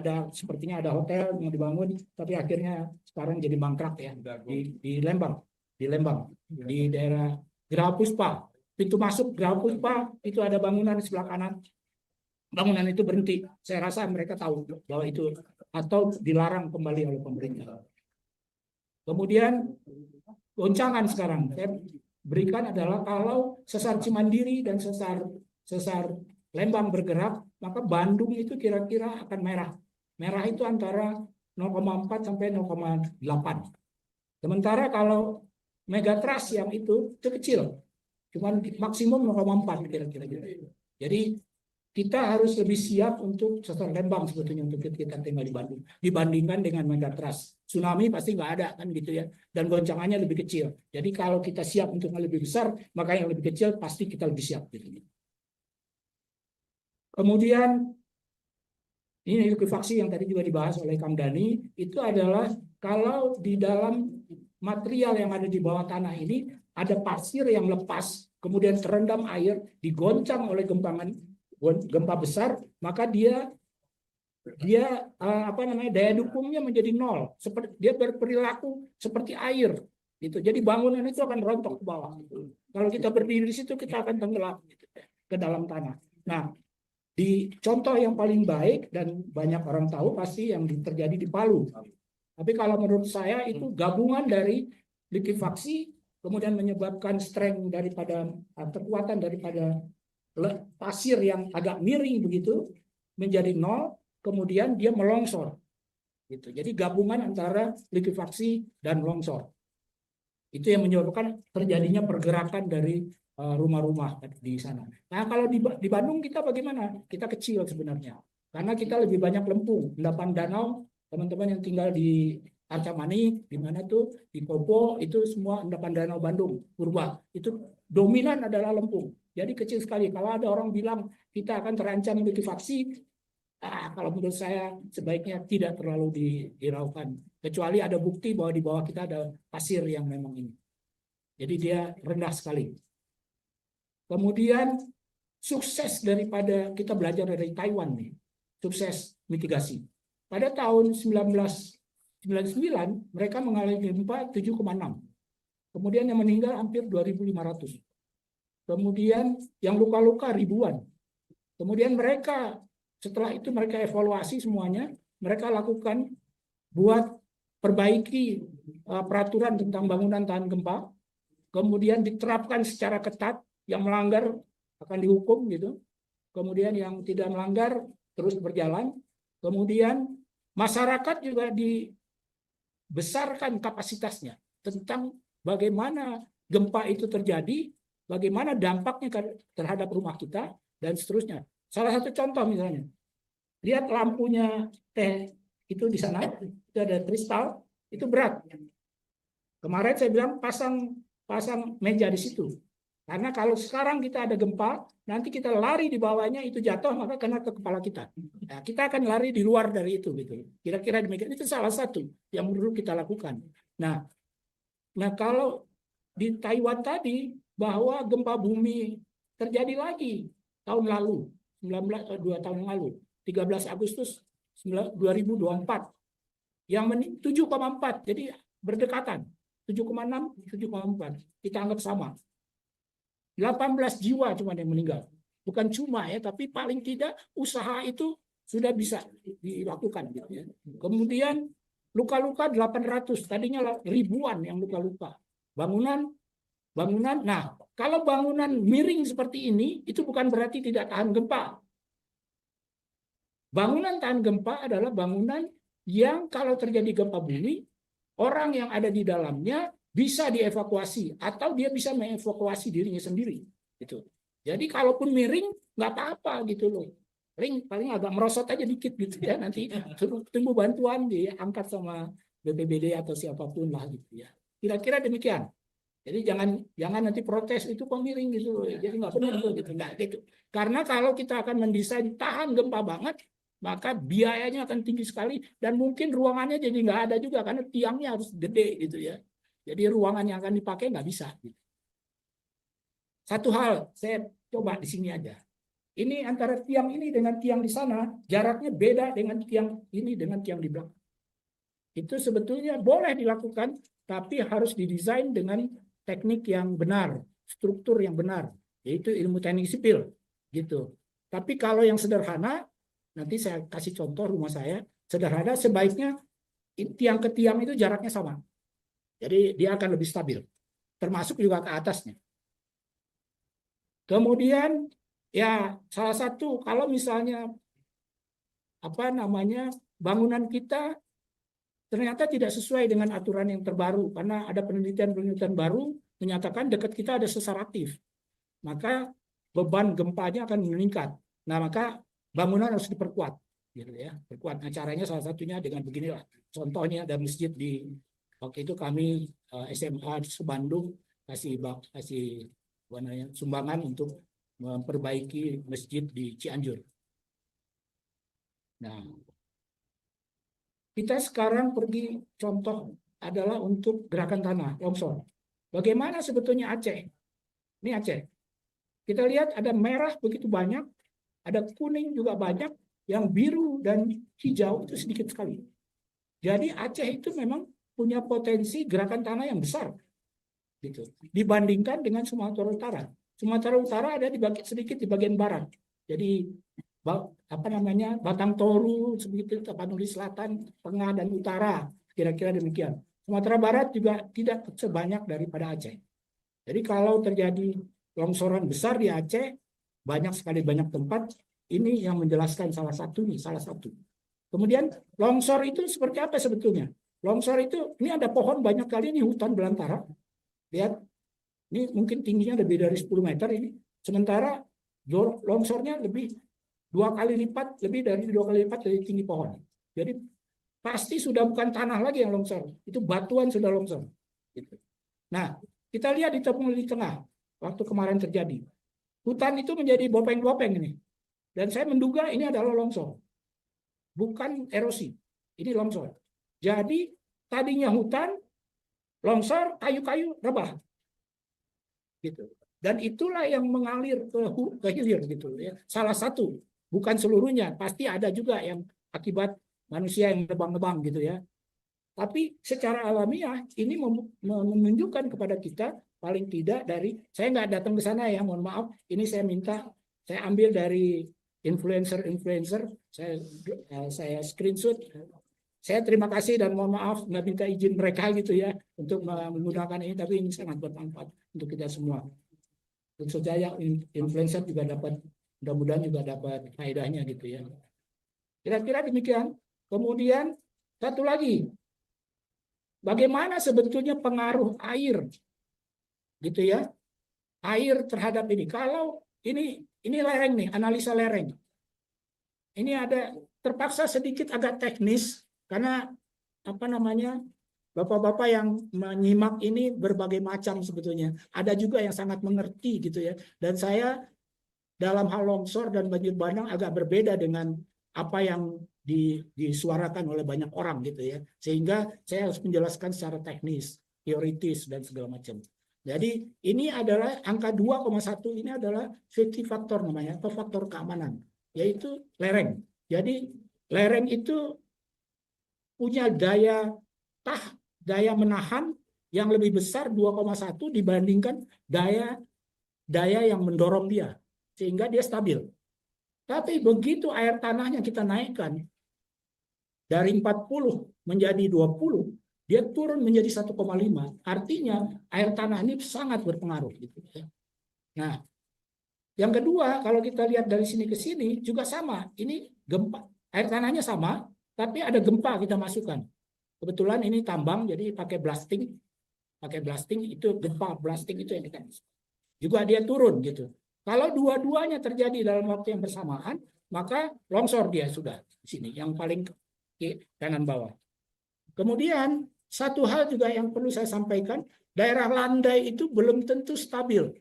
Ini saya temukan di Papua Tengah yang tadi disebutkan juga. Ini landai, ini runway dari Susi Air ini ya, Susi Air. Nah ini mereka mengeluh di sini tinggal. Setiap saat, apalagi musim hujan, rumahnya bergeser kayak gitu. Mereka punya instalasi listrik bergeser. Saya bilang waktu itu ada yang tokoh di sana tanya ke saya, gimana nih Pak Damai? Kalau mau tetap tinggal di sini, bersahabatlah dengan longsor itu. Gitu. Ya, setiap waktu kita mesti beresin itu. Atau kita bikin rumah seperti orang di Sulawesi, bisa diangkat. Gitu. Itu banyak sebetulnya pikiran-pikiran. Itu cara kita bersahabat.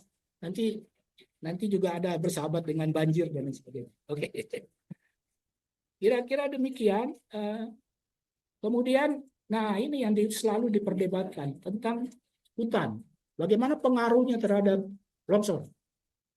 Ini ada penelitian bahwa akar dari tanaman itu pengaruhnya, kalau dalam pengertian saya, pemahaman saya kecil sekali. Dia hanya bekerja di tanah saja. Jadi ada yang hijau aja kita lihat, karena ini disebut hutan yang sudah dewasa, jadi hutan belantara lah kira-kira gitu ya. Dia cuma untuk 0,5 meter pertama dia naik 5 kPa. Kemudian di 2,5 meter dia sudah 0. Pengaruh daripada akar itu. Dan itu sebetulnya adalah tanah pelapukan yang bisa ditembus oleh akar dan unsur haranya ada. Kebetulan teman saya ada biologis, beberapa waktu yang lalu kita satu forum begitu, dia menyampaikan seperti itu. Jadi hampir sama dengan ini. Dia bilang unsur hara di daerah tropis itu cuma sampai sekitar 2,5 meter saja. Gitu. Nah, kemudian jadi akar betul berpengaruh, tapi terbatas. Gitu ya. Kalau dia sudah seperti longsor yang tadi sudah lebih dari 3 kali tinggi pohon, maka sebenarnya ininya kecil. Nah, kita bisa lihat di gambar yang bawah ini. Ini yang berpengaruh itu adalah ini aja nih. Padahal lerengnya adalah ini kan. Nih, pengaruh itu adalah yang ada garis-garis ini. Nah, kalau longsornya di sini kecil saja, nggak ada masalah. Betul dia mensupport. Tetapi kalau longsornya begini, maka menjadi kecil pengaruhnya gitu kira-kira. Nah, yang lain apa? Yang berpengaruh, yaitu akar itu menyedot air. Jadi air tanah turun. Nanti dia menjadi evapotranspirasi gitu ya. Kemudian juga apalagi tapi berat pohon itu sendiri jadi beban buat lereng sebetulnya gitu ya. Jadi beban statik dia. Tapi juga bisa dinamik. Kalau kena angin dia goyang-goyang, itu jadi ada gentaran ke bawah. Kira-kira demikian. Jadi kalau saya berpikir kita bisa abaikan sebetulnya pengaruh dari, bahkan bisa terbalik sebetulnya cara berpikirnya.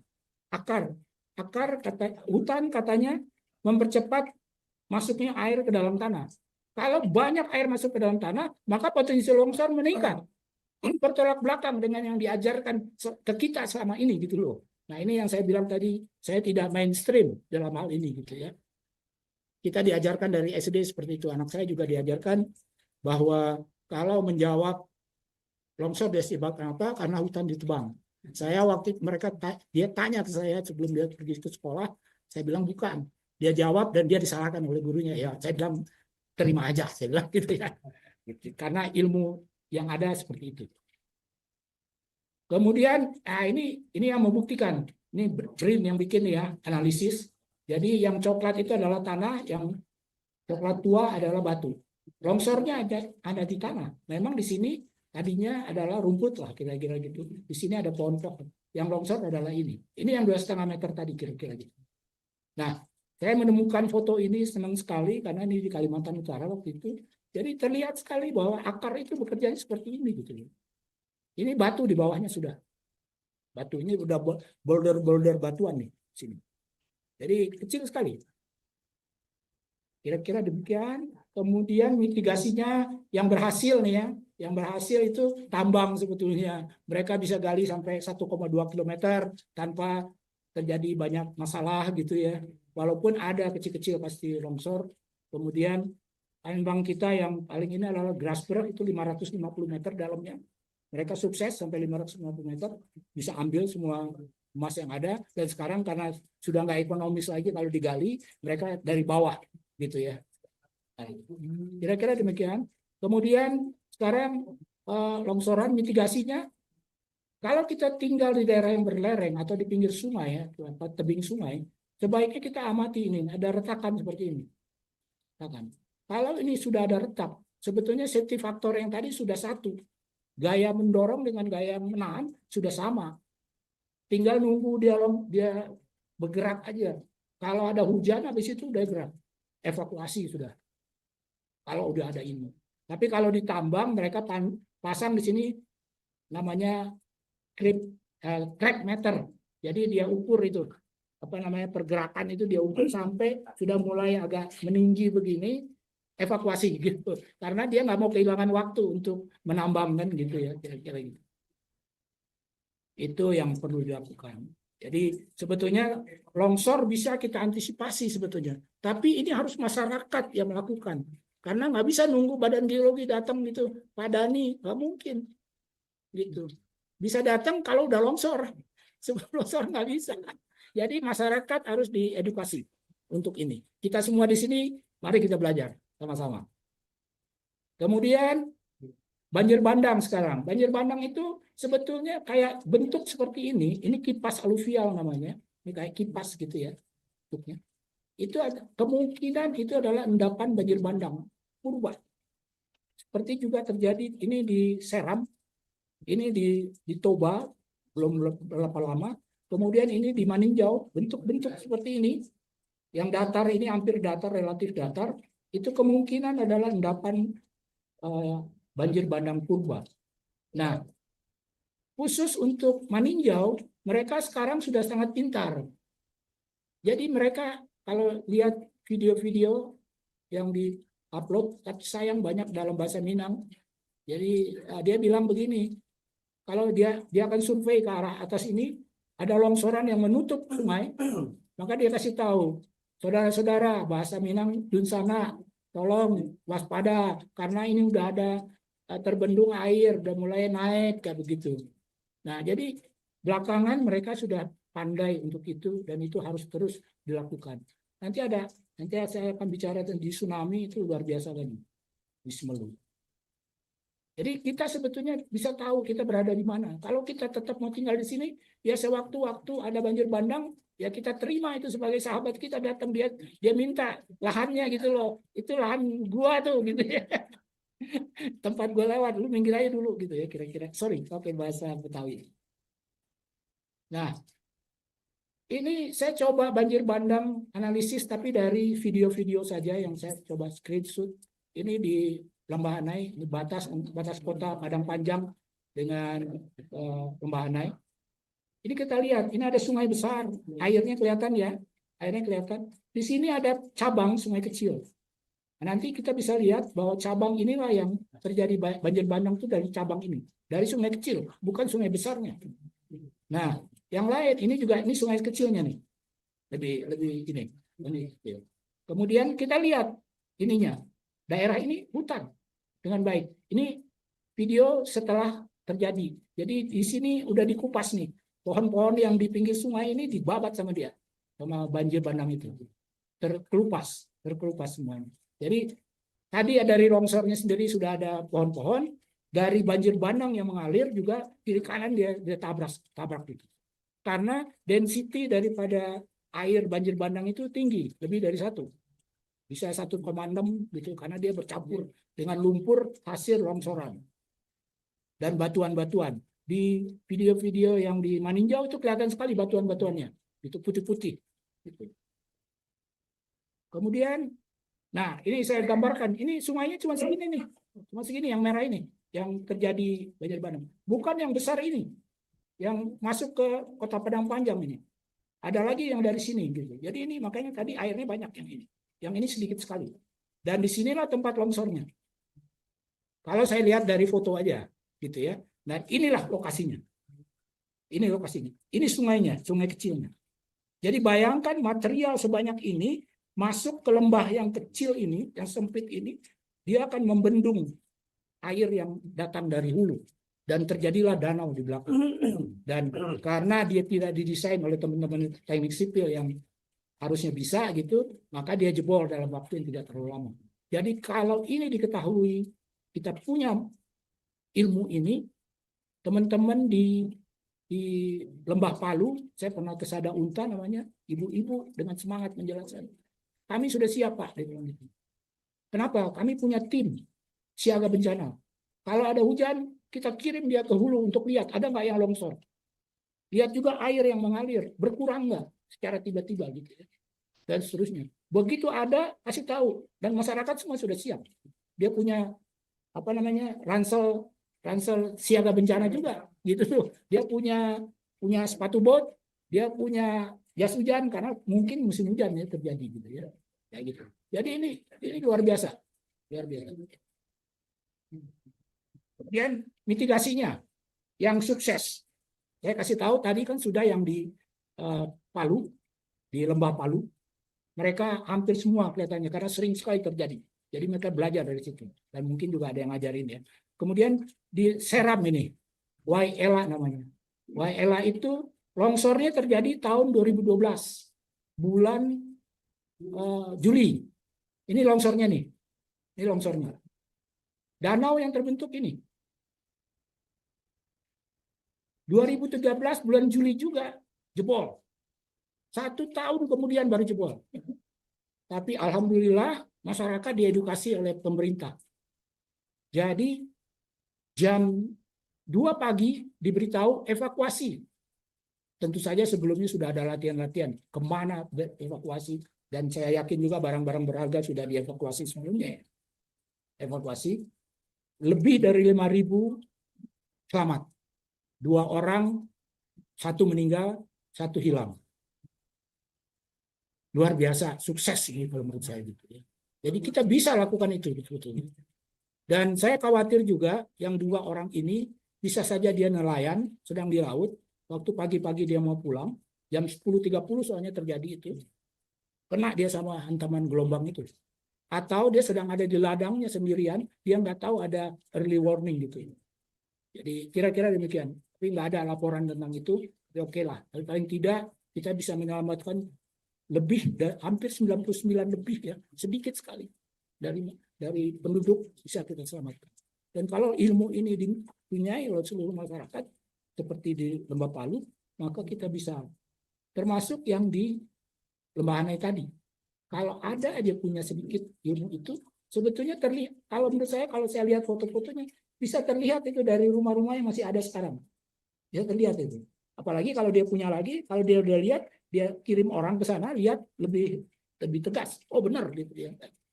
Maka tidak sampai, kalau nggak salah 29 orang meninggal di situ.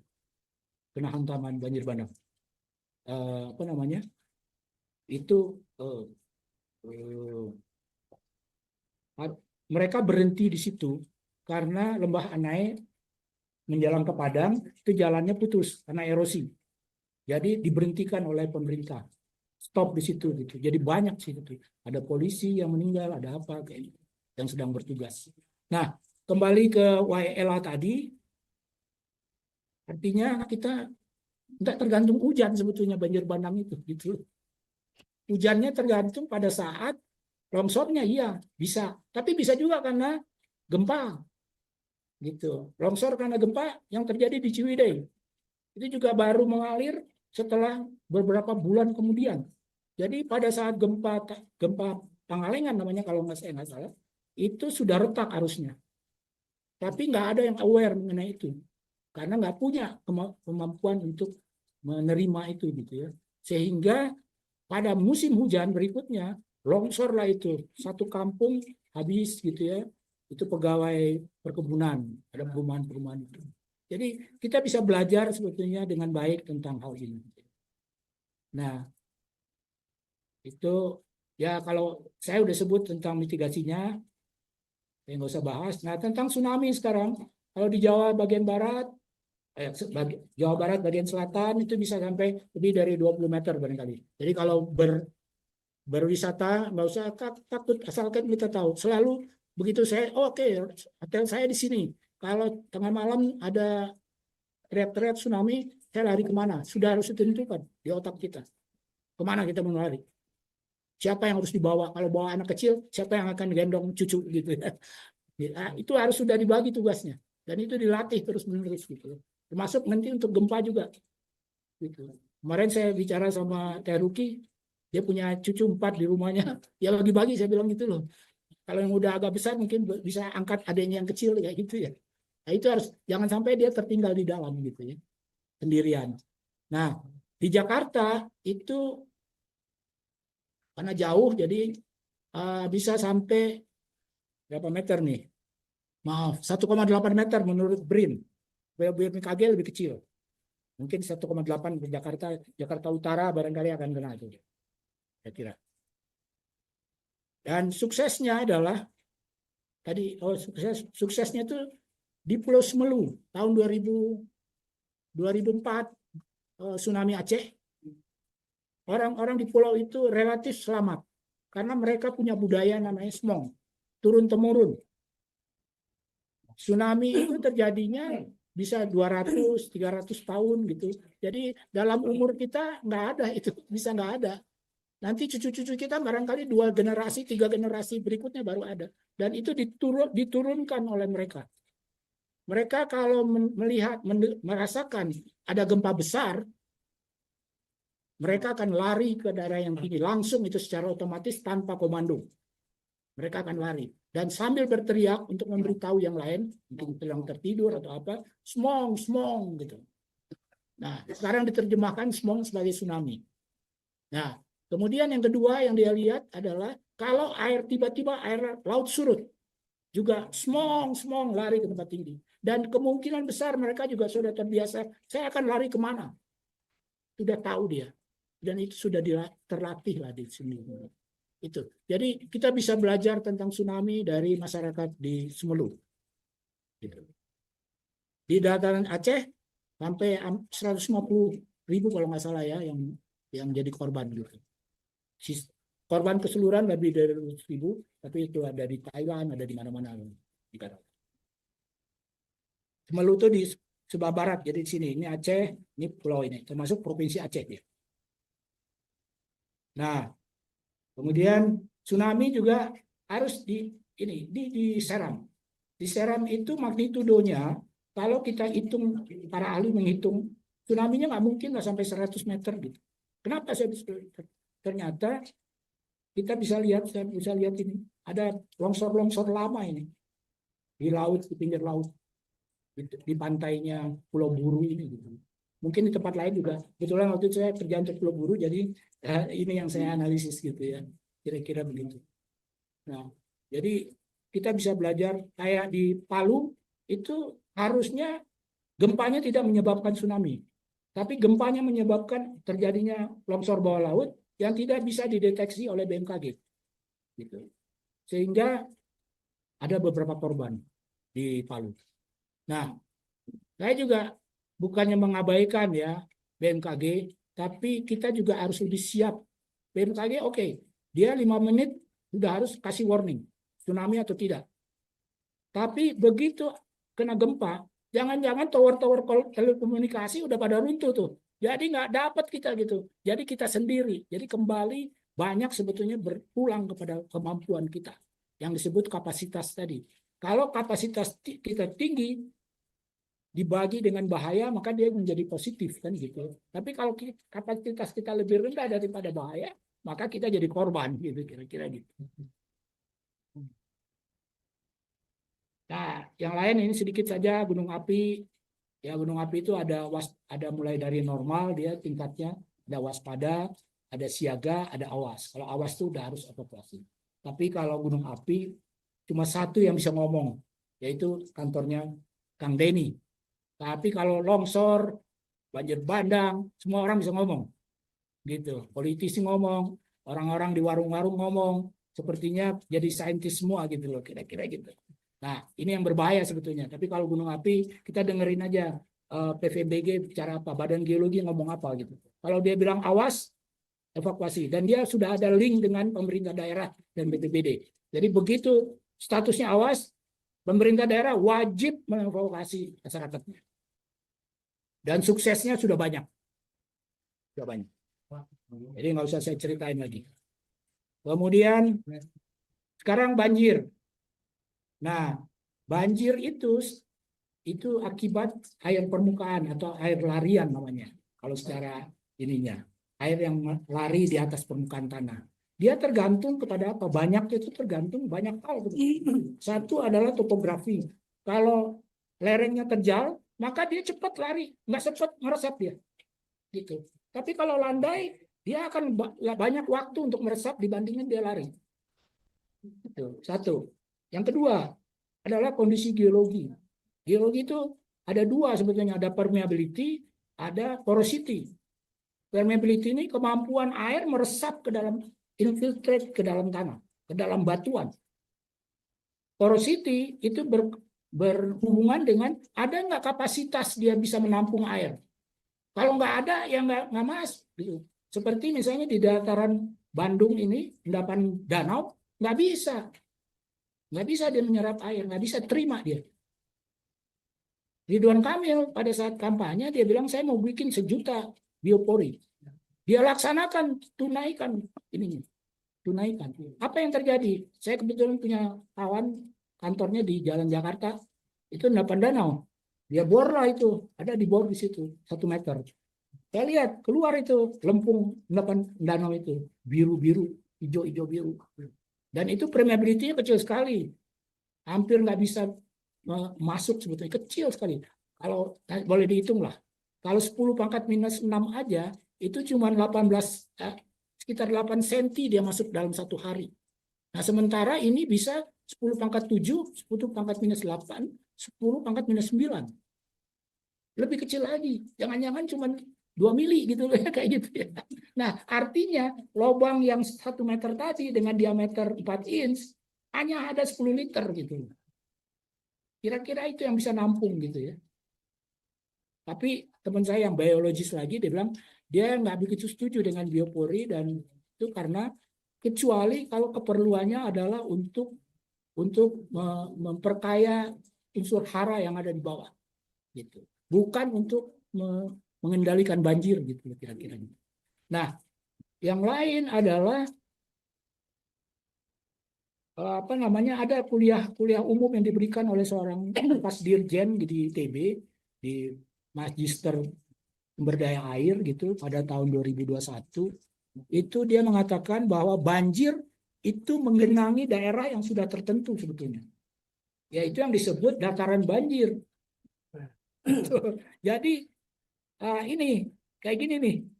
Jadi yang biru ini adalah endapan aluvial. Kalau secara geologi itu material banjir itu diendapkan, disebut endapan aluvial.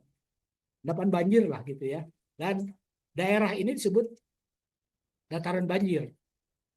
Jadi sebenarnya kayak di Tamiang nanti kita bisa lihat, atau di sini nih, sayang ini foto. Ini daerah yang datar di sini. Ini kami ini di Sulawesi ini. Ini daerah ini adalah dataran banjir. Jadi kalau mau membangun di sini mesti ada hindari atau bersahabat. Kembali lagi sahabat. Bersahabat. Nggak apa-apa juga. Nanti saya cerita tentang sahabat yang gagal. Nah, jadi kalau sedikit ini Lembah Anai jalannya dibuat seperti ini nih. Si waktu air besar, si sungai ini, air ini minta jalan. Ini ruang saya nih.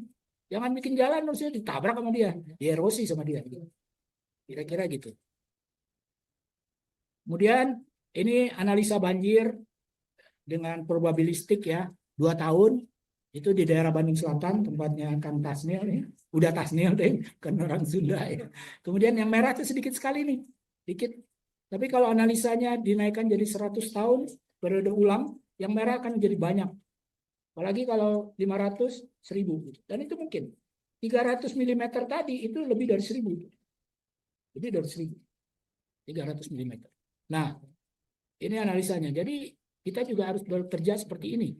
Jadi, kalaupun misalnya kayak di Balai Endah sudah dibikin terowongan, sudah dibikin tanggul, sudah dibikin pon-pon apa namanya itu, tempat parkir air itu, ya tempat parkir air itu ada batasnya. Di Indonesia setahu saya maksimum di perkotaan itu pengendali banjir itu didesain untuk 50 tahun periode ulang banjir. Jadi kalau terjadi yang 100 pasti dia overtopping, pasti banjir di luar daripada tanggul, kayak gitu. Nah, apalagi kalau 500, apalagi kalau 1000 kayak gitu. Di Jakarta kemarin lebih dari 200, lebih dari 150, ada yang 200, hampir 300 dia. Di Jakarta yang hari Sabtu Minggu kemarin kalau nggak salah ya gitu ya. Nah, makanya juga Kompas kemarin menulis pendapat dari Rano Karno, ya kita bersahabat aja lah. Itu yang lebih benar gitu loh ya. Bukan miso-miso gitu loh. Kemudian yang tadi itu, kalau kita lihat lagi Aceh dari sisi yang lain, dia bisa nggak sih menyerap air? Ini adalah peta cekungan air tanah. Cekungan air tanah itu cepat dia meresap, dia tersimpan air itu. Jadi kebanyakan putih. Jadi tidak mampu dia menyimpan, tidak mampu dia meresap. Jadi kebanyakan dia akan menjadi run off. Dia akan menjadi bahan banjir gitu kira-kira gitu. Di beberapa daerah oke. Nah, itu saya teruskan. Nah, ini tempatnya, ini sukses Balai Endah. sukses mitigasi Balai Endah. Tahun 1800 Bupati Bandung masih tinggal di Dayakolot. Saat itu dia berpikir nggak nyaman nih di sini, tiap sebentar banjir gitu ya. Maka dia berpikir untuk pindah ke satu tempat di mana tidak ada banjir. Maka dipilihlah alun-alun sekarang. Alun-alun. Kebetulan Danres bikin jalan. Ya, jadi nyaman gitu ya. Nah, pada saat itu dilaporkan bahwa Bandung itu masih hutan belantara. Ini bisa saya bawa ini ke bahwa daerah tangkapan hujan Citarum itu masih hutan belantara. Belum ada orang bosa tanam teh, tanam kina dan segala macam gitu di Bandung Selatan. Jadi itu masih hutan. Karena Belanda baru tanam teh setelah Daimler bisa bikin jalan gitu, sehingga keluar itunya dan bisa masuk juga bibit-bibit dan. Nah, maka dipilihlah itu. Kemudian yang kedua, tahun kira-kira waktu saya baru kuliah di geologi, masuk geologi, saya masuk ITB 74, saya kuliah geologi baru 75. Dosen saya salah satunya Profesor Sampurno itu bilang dia ikut tim yang mencari ibu kota baru untuk Kabupaten Bandung, karena nggak mungkin lagi di dalam kota Madia kantornya gitu, harus di kabupaten. Salah satunya adalah dipilih Balai Endah, yang lain adalah Soreang. Akhirnya Balai Endah ini drop, pilih Soreang, dan Soreang memang lebih bagus ya. Dia adalah endapan danau dan agak landai begitu, nggak ada endapan banjirnya gitu. Jadi dari dua ini sebetulnya kalau kita tetap mau tinggal di Balai Endah, maka kembali lagi kalau saya bersahabatlah dengan banjir itu. Caranya macam-macam. Yang paling jelek adalah kalau air datang ya udah nikmati aja gitu ya. Kita renang-renang aja, renang-renang aja. Atau yang kedua kita bikin rumah panggung. Nah itu yang terjadi di masyarakat di Bekasi Utara. Waktu Bekasi Utara banjir tahun lalu besar, ada seseorang yang umurnya hampir sekitar 60, dia bilang gini, waktu kecil saya baca di koran ya. Waktu kecil rumah saya panggung. Di rumah saya ada perahu. Gitu, ada perahu. Sehingga kalau banjir saya nggak ada masalah. Saya bisa bekerja terus. Tapi begitu tahun berapa ada Cikarang Drain namanya untuk mengendalikan banjir. Jadi nggak banjir mereka untuk periode ulang tertentu tentunya gitu ya, nggak banjir. Kemudian tiba-tiba kemarin ini mungkin periode ulangnya lebih besar daripada Cikarang Drain, kebanjiran dia. Rumahnya sudah berubah. Jadi rumah gedong kalau kata si Mandra gitu, rumah gua gedong nih gitu ya, keren gitu ya. Gua kayak orang kaya nih gitu ya, kayak gitu ya. Nah, ini budaya-budaya seperti ini harus kita pelajari kembali gitu ya. Untuk kita bisa bersahabat dengan banjir.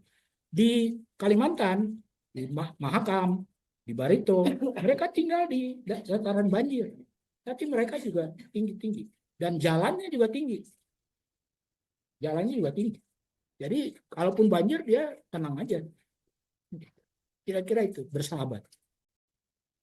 Kemudian Maaf, udah damai. Saya potong dulu sebentar. Kira-kira masih berapa lagi menit diperlukan untuk sedikit lagi. Udah oke. dikit lagi. Terakhir nih. Ini rumah saya.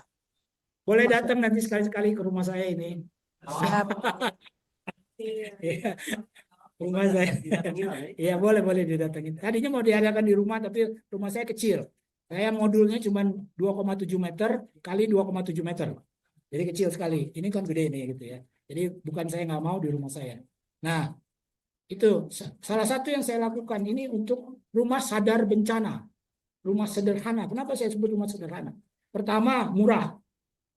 Yang kedua, saya tidak mendekati dengan teknis yang sangat advance, dihitung strukturnya dan lain sebagainya. Saya cuma pakai ya secara biasa begini, tanya teman saya yang sipil, oke, katanya oke gitu, jalan gitu ya. Nah, begitu kira-kira. Nah, kemudian itu apa namanya? Yang kedua, nanti bentuknya bisa kelihatan. Yang pertama saya bikin rumah saya ringan. Satu, saya pakai seng, nggak pakai apa namanya, genteng. Genteng itu saya udah survei, paling ringan itu sekitar 1,5 kilo. Genteng-genteng yang modern sekarang sampai 5 kilo. Dan pernah terjadi di Bali, anak sekolah keluar dari kelasnya karena ada gempa ketimpa genteng. Gitu. Itu yang pertama. Yang kedua adalah ringan, sehingga kalau digoyang tuh dia lebih adaptif gitulah kira-kira dalam pemahaman saya gitu ya. Nah, yang kedua saya juga ini lihat nih, ini saya tutup semua nih lantainya nih. Saya nggak izinkan air hujan itu meresap di dalam tanah. Tadi saya sampaikan di depan bahwa kalau air tanah naik maka potensi longsor meningkat. Jadi kalau saya izinkan, saya bikin sumber resapan, maka saya mengundang longsor dong. Saya nggak mau. Walaupun di IMB saya ada kewajiban itu. Saya bilang kalau nanti datang petugas, saya akan berdebat gitu ya. Oke. Nah, jadi itu yang saya lakukan. Saya floor semuanya. Kalaupun mau tanam rumput, floor dulu, baru tanam rumput di atasnya. Gitu. Kalau kecil-kecil sih ada, kecil ada yang nggak di floor gitu ya. Itu yang ini. Terus mungkin sedikit. Nah, bentuk rumah saya itu kayak masjid, kotak aja gini nih, sederhana sekali. Tiang-tiangnya juga 2,7 dari satu tiang ke tiang lain dan bentuknya sama. Kemudian dari lantai bawah ke lantai atas juga sama 2,7. Jadi ini kayak kubus. Satu ruang tuh kayak kubus. Nah, kemudian yang lain saya lakukan adalah saya tidak menimbun. Ini lereng saya seperti ini, mendekati inilah lereng saya. Saya tidak menimbun. Justru saya ambil tanahnya, saya kasih ke orang lain.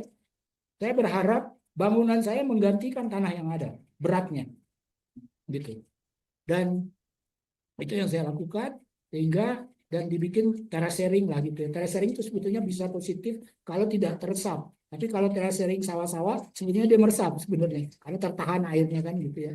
Nah, yang lain yang saya lakukan, jadi kalau yang diambil ini sebetulnya ada dua juga. Satu adalah dia itu menjadi lebih ringan, jadi dorongan terhadap lereng menjadi berkurang. Gitu. Kemudian saya bikin pakai bambu cerucuk gini nih, 5 meter nih. Gitu. 5 meter ke bawah, setiap itu jadi kayak sarang laba-laba nih. Setiap titiknya ada bambunya nih, 5 meter. Diikat satu sama lain. Jadi kalau dia bergerak di satu tempat, dia tahan oleh yang lain. Kira-kira gitu sederhananya. Tapi saya mesti pantau terus itu. Jangan sampai nanti jebol, saya nggak tahu gitu ya. Jadi harus ada inspeksi lah. Begitu. Ini bambunya ini, pakai bambu betung. Bulat. Di luarnya supaya nggak lapuk, saya kasih beton. Kemudian dindingnya, nah ini pakai orang di Minangkabau banyak pakai ini, gitu. Dindingnya pakai bambu tali, diplester. Jadi Mandra bangga karena rumah gedong. Padahal bukan gitu ya, kira-kira gitu. Itu juga ringan dan kemudian murah. Harganya bata tuh 30.000 waktu saya itu. Saya beli bambu 1 meter persegi cuma 10.000. Itu bata termurah juga itu. Nah, kemudian rumah ini di dalamnya interiornya nih sekarang. Ini interiornya. Lemari-lemari ditanam ke dinding. Supaya dia nggak jatuh pada saat terjadi gempa. Yang kedua, lampu seperti tadi. Ini juga sama. Walaupun lampu saya murah, ringan sebenarnya. Tetap ada meja di sini. Gitu. Yang ketiga adalah jalur evakuasi di dalam rumah juga mesti dipikirkan. Yang pertama rumah saya pintunya buka keluar. Kalau ini kan buka ke dalam. Saya buka keluar. Sekarang udah ada engsel yang aman untuk buka keluar. Jadi kalau terjadi apa-apa kita tinggal dorong, tidak harus mundur gitu. Tinggal dorong aja ke sana. Kemudian yang lain adalah dari lantai atas juga ada jalur. Ini tangga nih. Langsung keluar ke sana. Keluar ke sana. Jadi jangan belok-belok gitu loh. Bikin rumah jangan berbelok-belok. Kemudian di luar juga sudah ditentukan kita kumpul di mana nih untuk begitu gempa gitu ya. Nanti baru pikir karena Pemda atau kota udah nentuin loh. Pot Jabar tempat kumpul gitu dan seterusnya gitu ya. Dan seterusnya itu nanti belakangan. Kira-kira itu jadi jalur evakuasi. Nah, kesimpulannya ini barangkali saya bacakan aja satu puisi dari teman saya yang udah jadi nyanyi juga di YouTube ada ini. Jadi dia judulnya adalah teman saya geologi 78 jadi lebih muda dari saya namanya Andang Bahtiar. Itu dia ya. Jadi judulnya adalah Gempa Bumi dan Tsunami Seperti Mati. Gempa bumi dan tsunami di sini seperti mati. Untuk apa juga memprediksi kapan kita mati? Jauh lebih bermanfaat mempersiapkan diri. Kapanpun mati itu jadi, karena mati itu pasti. Gempa bumi dan tsunami di sini seperti mati. Untuk apa juga memprediksi kapan gempa tsunami terjadi lagi? Jauh lebih bermanfaat mempersiapkan diri. Kapanpun peristiwa itu terjadi, karena gempa dan tsunami itu pasti. Perkuatlah imanmu, buatlah jalan ke surgamu, beramal solehlah untuk sekitarmu, rajinlah memakmurkan tempat ibadahmu, perkuat bangunan tempat tinggalmu, bangun jalur evakuasimu, perkuat sistem tanggap bencanamu, rajinlah riset kebencanaan. Jadi kita sendiri juga belajar untuk itu. Nggak perlu ahli aja gitu ya, nggak perlu saintis, semua orang. Gempa bumi dan tsunami, jauh lebih bermanfaat mempersiapkan diri.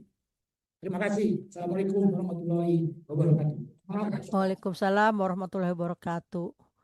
Luar biasa ya pemaparannya, walaupun panjang tapi sangat bermanfaat. Kita bisa mengamati, mengantisipasi ya dengan apa-apa yang tadi sudah disarankan, dan sebagai penutup juga sudah dirangkumkan apa-apa yang bisa kita lakukan dalam hidup kita untuk mengantisipasi seperti kalau ada bencana. Terima kasih kepada narasumber yang telah memberikan pengalaman dan ilmunya, berbagi kepada kita semua. Mudah-mudahan kita bisa memanfaatkannya dari ilmu ini. Dan juga saya ingin mengatakan sesuatu bahwa walaupun saya sama-sama di SMP dengan para narasumber yang ketiga itu, tiga-tiganya juga sama memasuki SMA yang sama. Jadi kami itu bersahabat dari sejak SMP sampai SMA, dan persahabatan inilah yang membuat akhirnya salah satu webinar ini terlaksana. Terima kasih kepada yang sudah hadir, dan juga saya akan membuka seksi tanya jawab untuk beberapa pertanyaan yang sudah diadakan di baik di chat ataupun yang pribadi kepada saya. Saya sebutkan dulu bahwa tadi sudah ada disebutkan pendengar sekarang saat ini 318 orang dari Radio Gebu Minang. Jadi alhamdulillah banyak sekali yang mereka mengikutinya. Dan pertanyaan pertama tadi ditujukan oleh pendengar Radio Gebu Minang, apakah sudah dicatat? Apakah perlu saya sebutkan? Dan saya juga akan bertanya satu pertanyaan dari Radio Gebu Minang ada dua, satu dari nanti mungkin dari para teman-teman yang berada di studio, ya. Dan juga kami membuka sesi pertanyaan ini kepada mereka yang hadir bisa mengacungkan tangan, ya. Baik, acara sesi pertanyaan akan segera dimulai. Dan saya lihat dulu karena tadi pertama pertanyaan dari radio adalah entah siapa yang bisa menjawabnya, ya saya bacakan. Menarik penjelasannya dari Bapak Albert menjelaskan penyebab kejadian bencana Sumatera beberapa waktu lalu akibat siklus. Sementara banyak juga berita yang beredar penyebab tanah longsor adalah titik kuatnya struktur tanah akibat kegiatan alih fungsi hutan. Mohon pencerahannya untuk kami yang awam ini. Silakan, siapa yang bisa menjawab? Halo?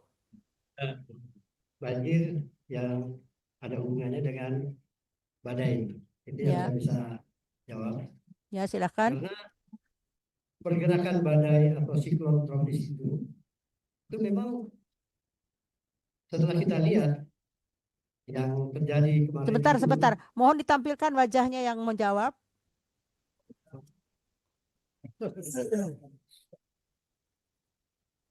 Udah?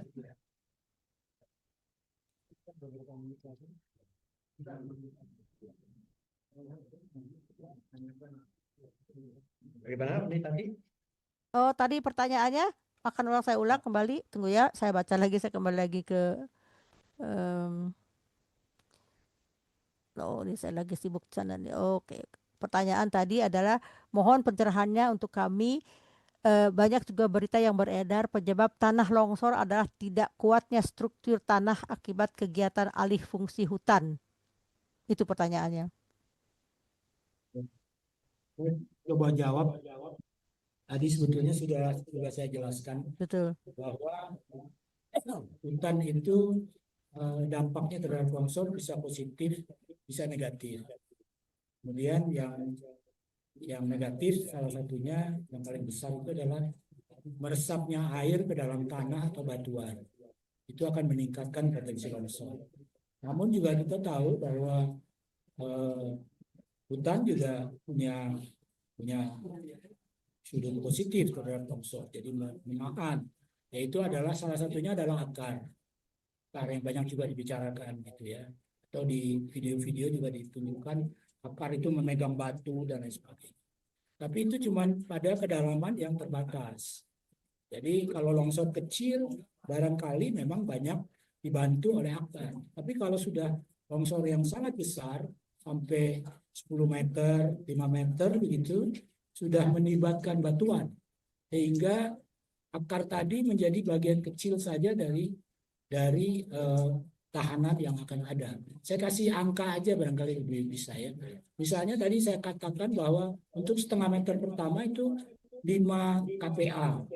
2,5 meter dia sudah menjadi 0 ininya daya tahannya. Kalau kita rata-ratakan taruh 2,5 kPa. Kalau untuk tanah itu nggak ada masalah. Memang dia ada kontribusi. Karena tanah itu KPA-nya mungkin cuma sekitar 20 sampai 30. Jadi ada kontribusinya. Tapi begitu kita masuk ke batu, maka KPA-nya C-nya itu, kohesinya itu bisa 100, 200, 300. Sehingga kontribusinya menjadi sangat kecil. Dan kedua, bahwa akar itu nggak mungkin dia mampu menembus batu. Kalaupun dia menembus, dia akan masuk di daerah-daerah yang retak. Nah, retakannya makin dibuka sama dia. Begitu dibuka, secara mekanika batuannya menjadi lemah gitu loh. Jadi itu barangkali penjelasan yang bisa saya jelaskan. Kalau nanti ini silakan aja dilanjutkan dengan diskusi-diskusi yang lain. Oke. Terima kasih. Terima kasih udah Ada damai. Dani mau tambahkan. Oh, silakan, Dani mau silakan. Tadi saya singgung juga mengenai perilaku batuan dan tanah. Jadi longsor itu bisa saja disebabkan oleh karena pelapukannya tebal, kemudian batuannya itu dulu itu bekas perlapisan batuan yang ada di atas lempungan. Nah ini si batuan lempung ini menjadi bidang lengser. Nah ini bisa menyebabkan longsor. Tapi yang lainnya juga ada, misalnya di daerah-daerah yang batuannya itu sudah mengalami pelapukan tebal sekali. Nah ini jadi tidak adil, sehingga ya, dan kemudian lereng si daerah itu lerengannya tinggi, jadi dia hampir curam. Nah ini juga dengan soilnya atau dengan tanah pelapukannya begitu tebal, ini jadi bisa longsor. Dan yang lainnya adalah bahwa daerah itu dilewati oleh sesar-sesar. Jadi ini juga faktor ini juga menjadi penyebab terjadinya longsor. Makanya misalnya kalau mau membangun rumah itu kita harus tahu batuannya di daerah itu batuan apa, kemudian pelapukannya sampai sejauh mana, kelerengannya juga bagaimana. Nah ini yang harus diperhatikan. Kan sekarang itu banyak tren orang itu membangun rumah karena ingin melihat pemandangan yang indah di belakang rumah, sehingga dia membangunnya itu dengan ini apa, tanpa memperhatikan kemungkinan gerakan-gerakan tanah. Nah ini juga jadi bahaya. Ini sebetulnya yang harus menerangkan itu bagian dari Pemda yang mengurus izin untuk membangun rumah. Mungkin itu yang bisa saya tambahkan dari ini. Enggak.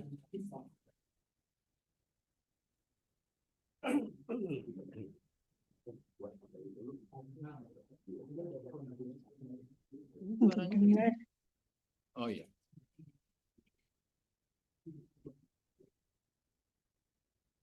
Jadi enggak keluar. Enggak dengar suaranya. Nah, Terima kasih atas jawabannya, luar biasa. Saya sekarang memberikan kesempatan pertanyaan yang akan disampaikan oleh Mandeh Ben Mekoski dari Amerika. Beliau adalah ketua organisasi kami Maneh Minang Mancanagara yang kebetulan pada saat ini berada di Indonesia, terutama di Sumatera Barat. Beliau dengan suaminya turun langsung ke daerah-daerah yang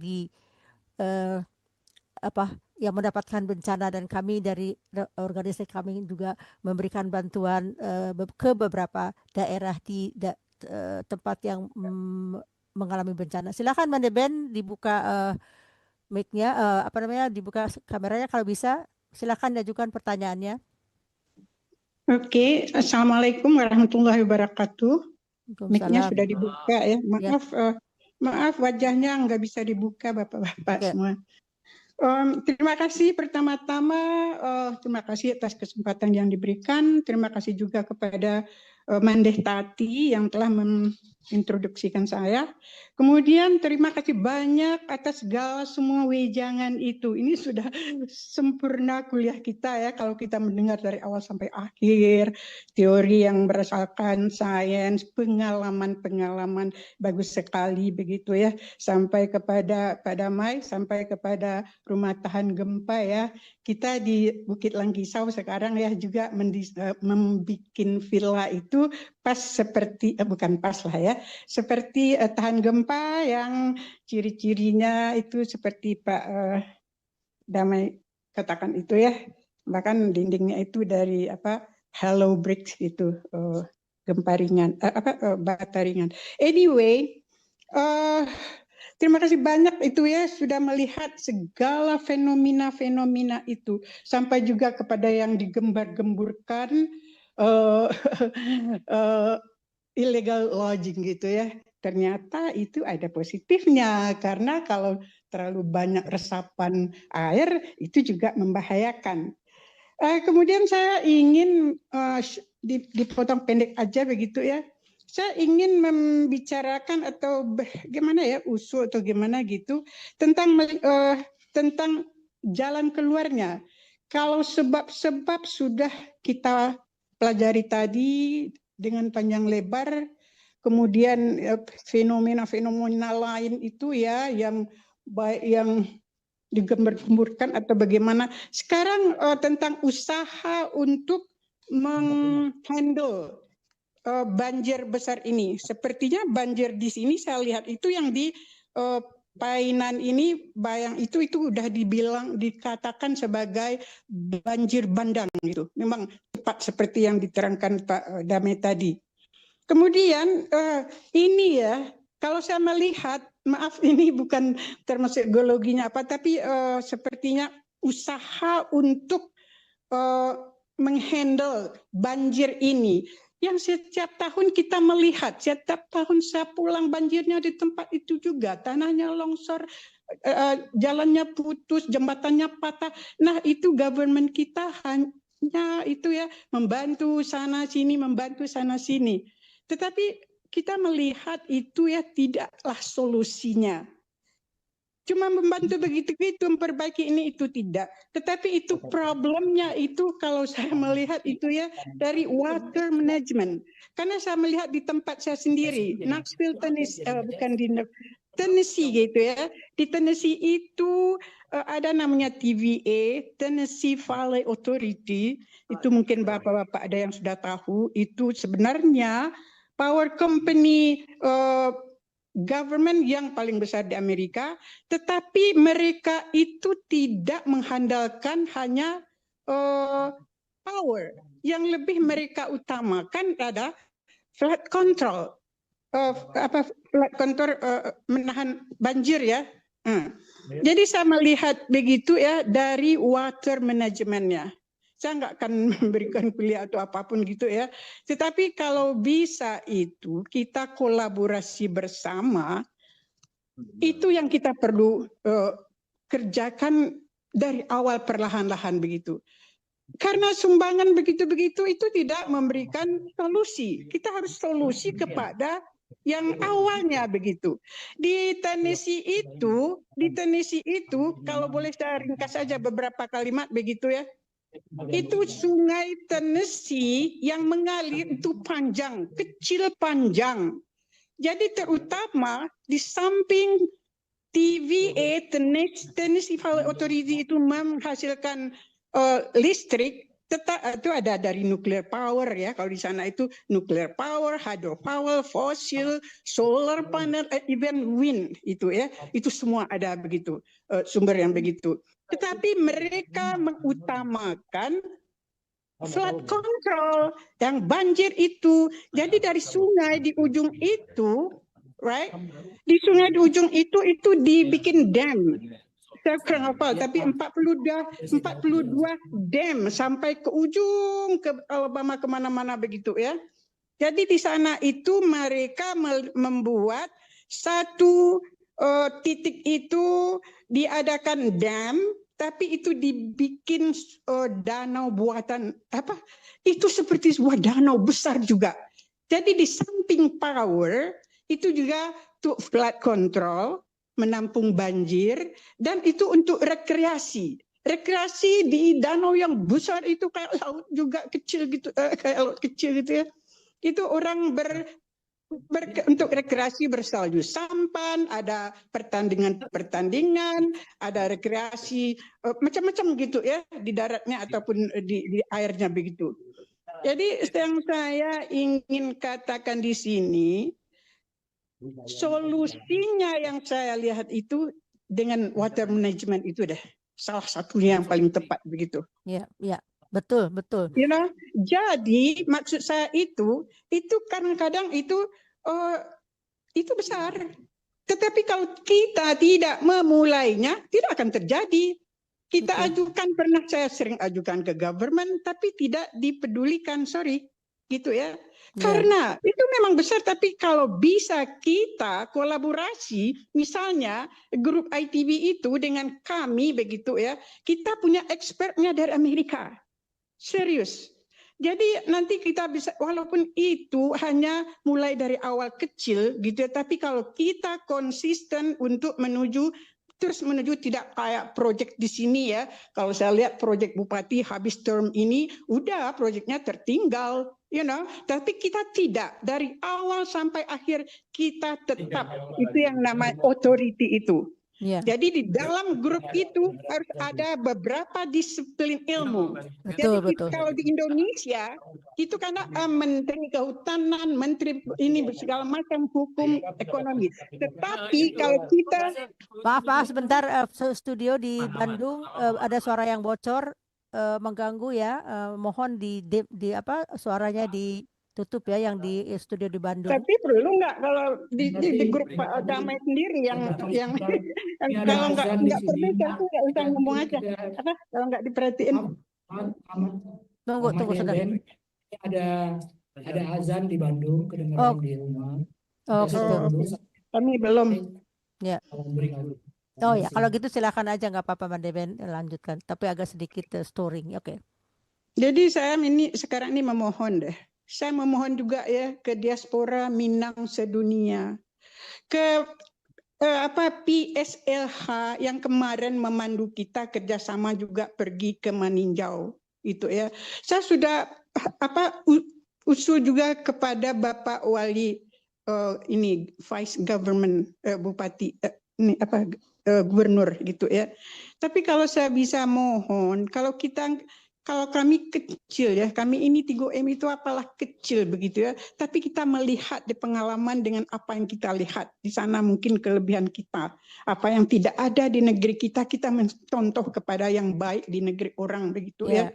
Jadi kalau bisa kita mengadakan kelanjutan dari Zoom ini begitu, Pak Damai dan Bapak-Bapak semua, kita dari awal, walaupun itu mungkin tidak akan dicipta 5 tahun apa begitu ya. Jadi, tapi kita konsisten. Kalau enggak kita yang akan memulai, saya enggak melihat yang lain.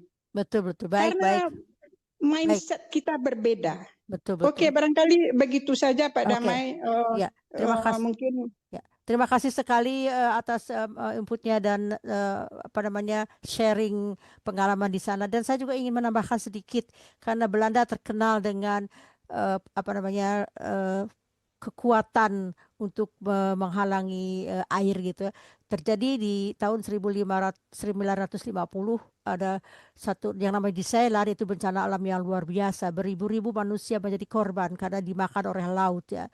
Nah, semenjak itu Belanda mengadakan sistem penutupan penjagaan air yang masuk ke laut, dan terkenal ya di Belanda. Jadi mungkin juga ada baiknya kita menuju ke sana ya, walaupun itu memakan biaya yang banyak, tetapi dalam jangka waktu panjang itu adalah mungkin salah satu solusi, apalagi kalau bisa dijadikan seperti daerah rekreasi seperti yang diceritakan oleh Mbak Deben tadi. Jadi ada pemasukan, bukan hanya pengeluaran saja, tetapi ada juga bisa pemasukan, dan kita bisa mencontoh dari negara. Mungkin Indonesia belum siap ya, tapi tidak ada salahnya kalau kita memikirkan ke arah itu agar penderitaan rakyat yang didekati sana berulang-ulang. Oke, terima kasih ya itu Mbak Deben. Apakah akan ada reaksinya dari narasumber tentang hal ini atau saya akan lanjut kepada pertanyaan yang lainnya? Baik, saya coba ini ya. Terima kasih Monday Ben. Kita ketemunya di Zoom aja nih, belum pernah darat ya. Kapan-kapan kalau ke Bandung boleh kontak-kontak Monday Ben. Saya sepakat ya bahwa kita masih jauh lah dari yang ideal gitu.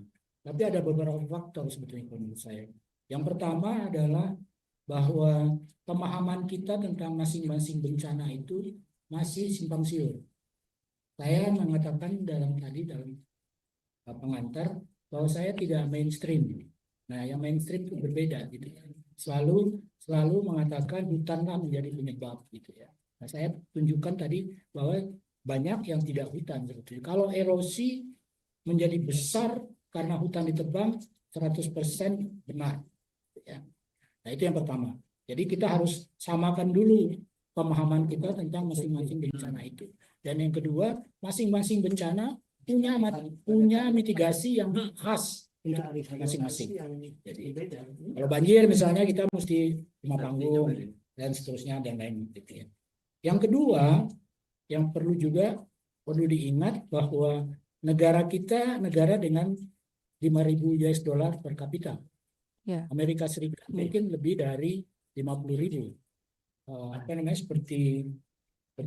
Seperti Malaysia 15.000. Jadi jauh di atas kita 3 kali lipat. Singapura 70.000. Jadi mereka jauh lebih kaya sehingga itu berdampak kepada desain kriteria. Misalnya untuk pengendali banjir, kita baru pakai untuk kota itu 50.000 return period. Periode ulang banjir 50.000. Kemudian 50.000. Nah, kemudian 50 tahun, maaf saya salah. 50 tahun return periodnya. Itu yang maksimum. Kalau di pedesaan itu cuma 25 tahun. Nah, kalau di Belanda itu tanggulnya didesain untuk 1.000 tahun return period.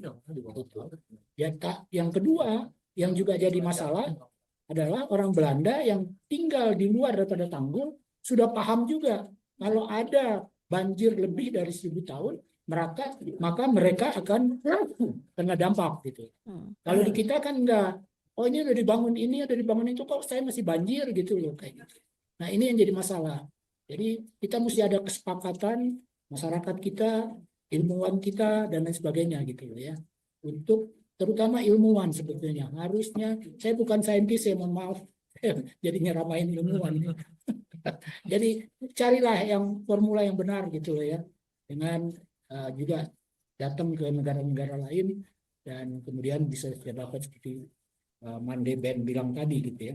Nah ada satu yang sedikit agak lebih besar periode ulangnya, 100 tahun.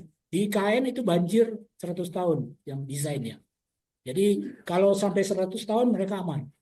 Tapi kalau lebih dari 100 tahun, terutama yang di KIPP ya, kawasan inti pusat pemerintahan. Ya, tadi disebutkan saya ikut di rencana awal sekali gitu, ikut dengan pemenang sayembara, si Barani namanya, arsitek hebat gitu, masih muda. Nah, jadi itu jadi 100 tahun. Udah lebih tinggi daripada yang tadi 50 tahun. Misalnya Jakarta, tanggulnya Ahok itu 50 tahun itu.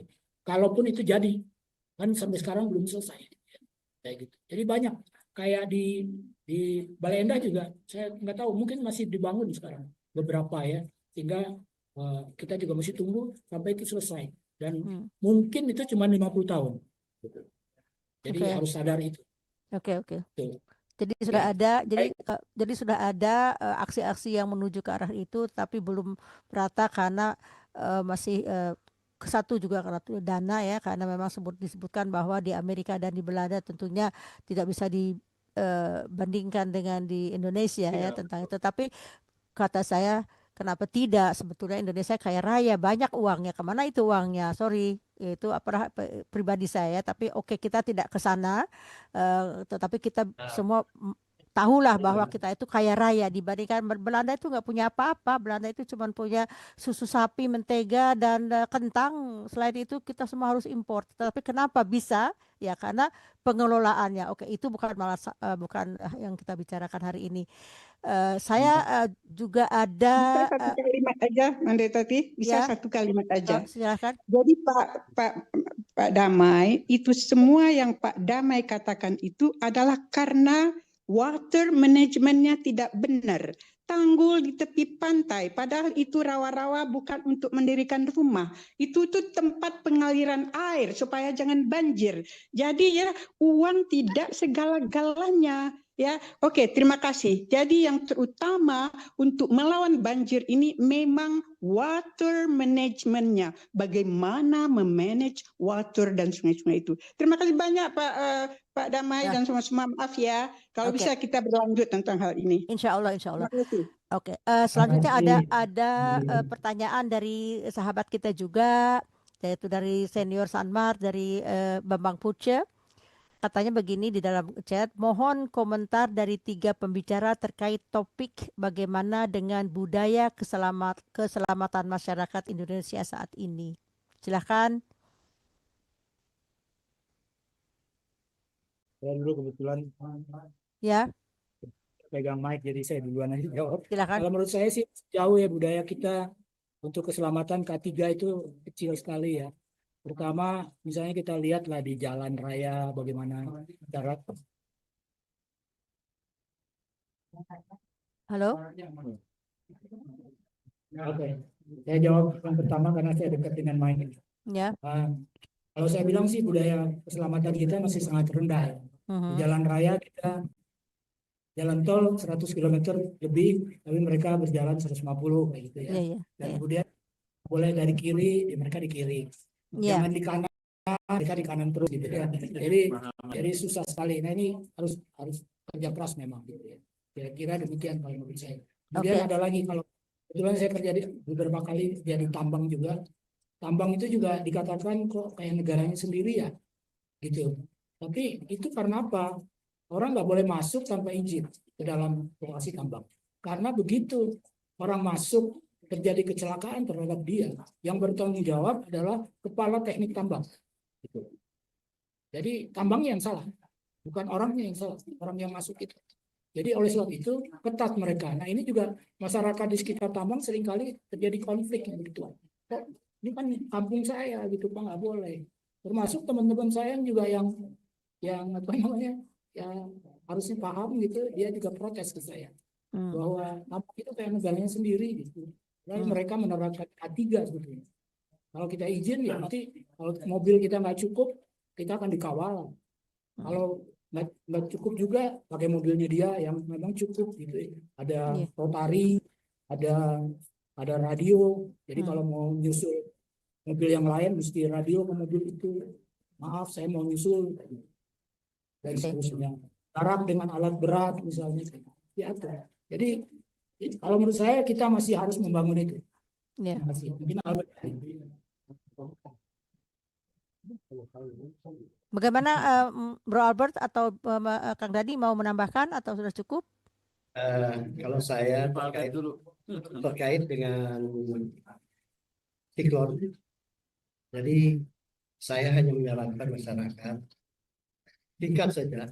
Kalau misalnya terjadi bencana seperti siklon tropis yang akan menerjang daratan, itu pasti anginnya kencang, hujan. Ya sebaiknya kita ya tinggal di rumah, jangan kemana-mana untuk meminimalisir akibat daripada katakanlah angin kencang tersebut. Saya kira solusi saya itu kalau yang terkait dengan badai. Itu Oke, saja. terima kasih. Kang Dani? Iya, kalau saya melihatnya itu dari segi pemahaman dulu loh. Jadi antara misalnya ilmuwan, teknisi dan masyarakat itu beda pemahaman kan. Nah ini yang sebetulnya harusnya dicari solusi itu dulu. Dan yang lainnya adalah masalah disiplin. Betul. Mayoritas di Indonesia itu benar-benar apa ya, jadi disiplinnya itu kita bisa lihat gitu. Walaupun misalnya itu dari pihak yang penyelenggara negara ataupun masyarakat kecil, itu disiplinnya kurang. Disiplinnya kurang, Bu. Ya, betul sekali. Dan yang lainnya banyak sih faktor-faktor yang terutama itu politik dan ekonomi itu juga pengaruhnya besar kan. Iya. Nah, Jadi mungkin ini kesadaran ya. tambahan. Jadi kesadaran masyarakat juga ya Kang Dani ya, bahwa Nah, itu dia.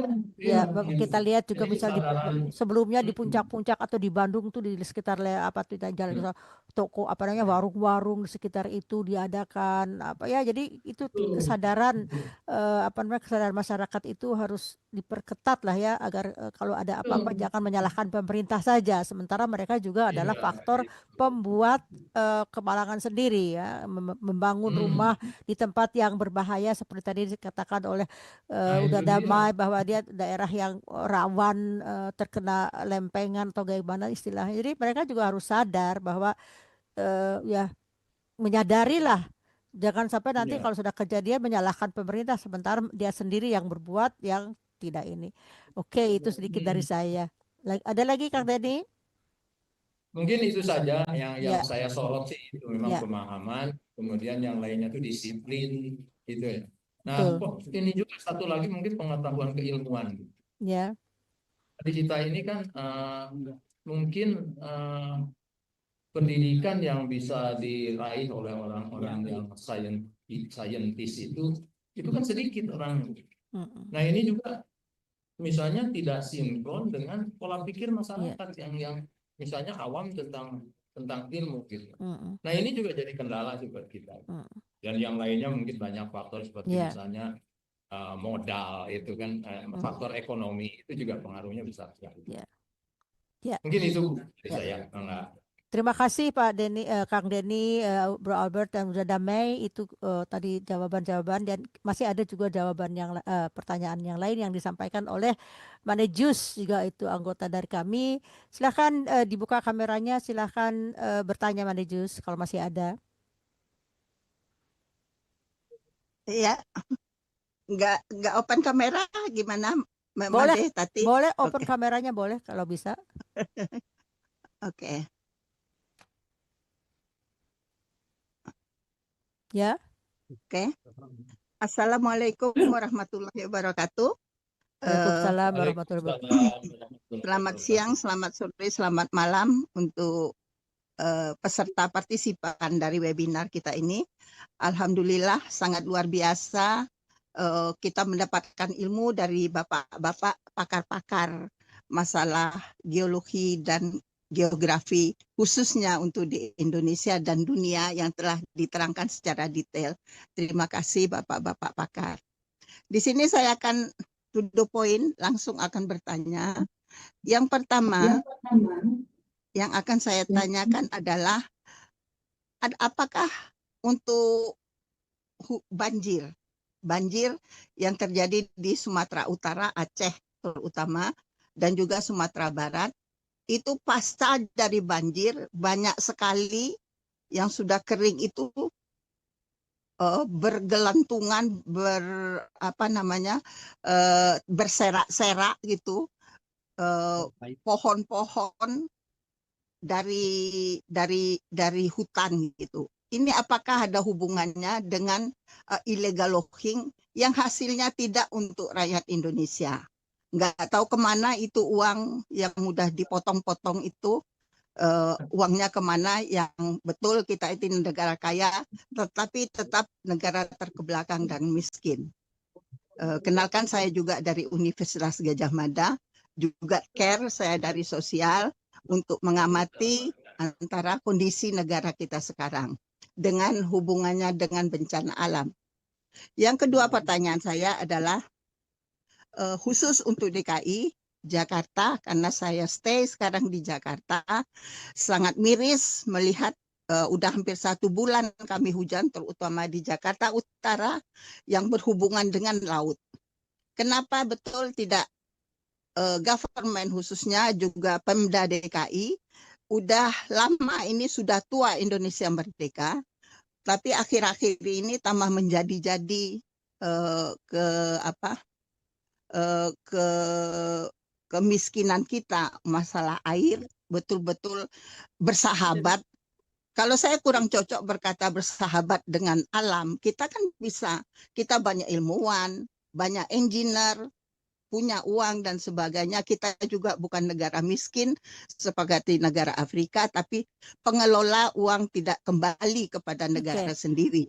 Oke, Nah, Mbak yang kedua, Dejus, untuk ya, tidak kita apa namanya, terima kasih infonya ya. ya, Kita apa namanya, batasi saja, jangan sampai kita masuk ke area yang betul. berikutnya. Itu kita, saya potong karena saya pun punya pendapat yang hampir sama, tapi di forum ini kita membicarakan hal-hal yang Ya, bersangkutan langsung dengan ya, bencana mitigasi, dan tentang itu kita ketahui, tapi ya, kita TST sajalah ya. Jadi ya, oke. jadi kita tidak memperdalam itu.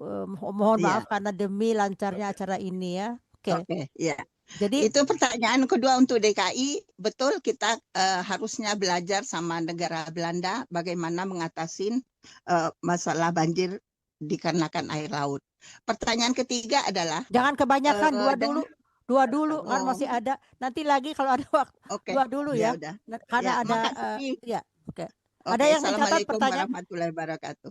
Ya, pertanyaannya yang tadi yang saya bisa tangkap adalah khusus di DKI, bagaimana caranya karena sudah sekian lama dia tinggal di Jakarta Utara, yang sering hari ini mendapatkan hujan banyak dan mengalami apa ya, kesulitan lah dalam komunikasi karena diganggu oleh hujan.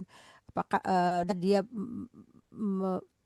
meminta kepada pemerintah daerah untuk belajar ke negara-negara yang sukses menanggulangi Betul. air, terutama di Belanda. Itu kira-kira Ya. pertanyaan yang langsung saya tangkap mengenai di Jakarta ya, yang itu bisa dijawab. Mungkin silakan ada yang menjawab. Baik, saya coba menjawab. Terima kasih Ibu Jus dari Universitas Gadjah Mada. Ya, ini menarik sekali ya tentang kayu-kayu ini. Tadi sebetulnya sudah saya singgung juga.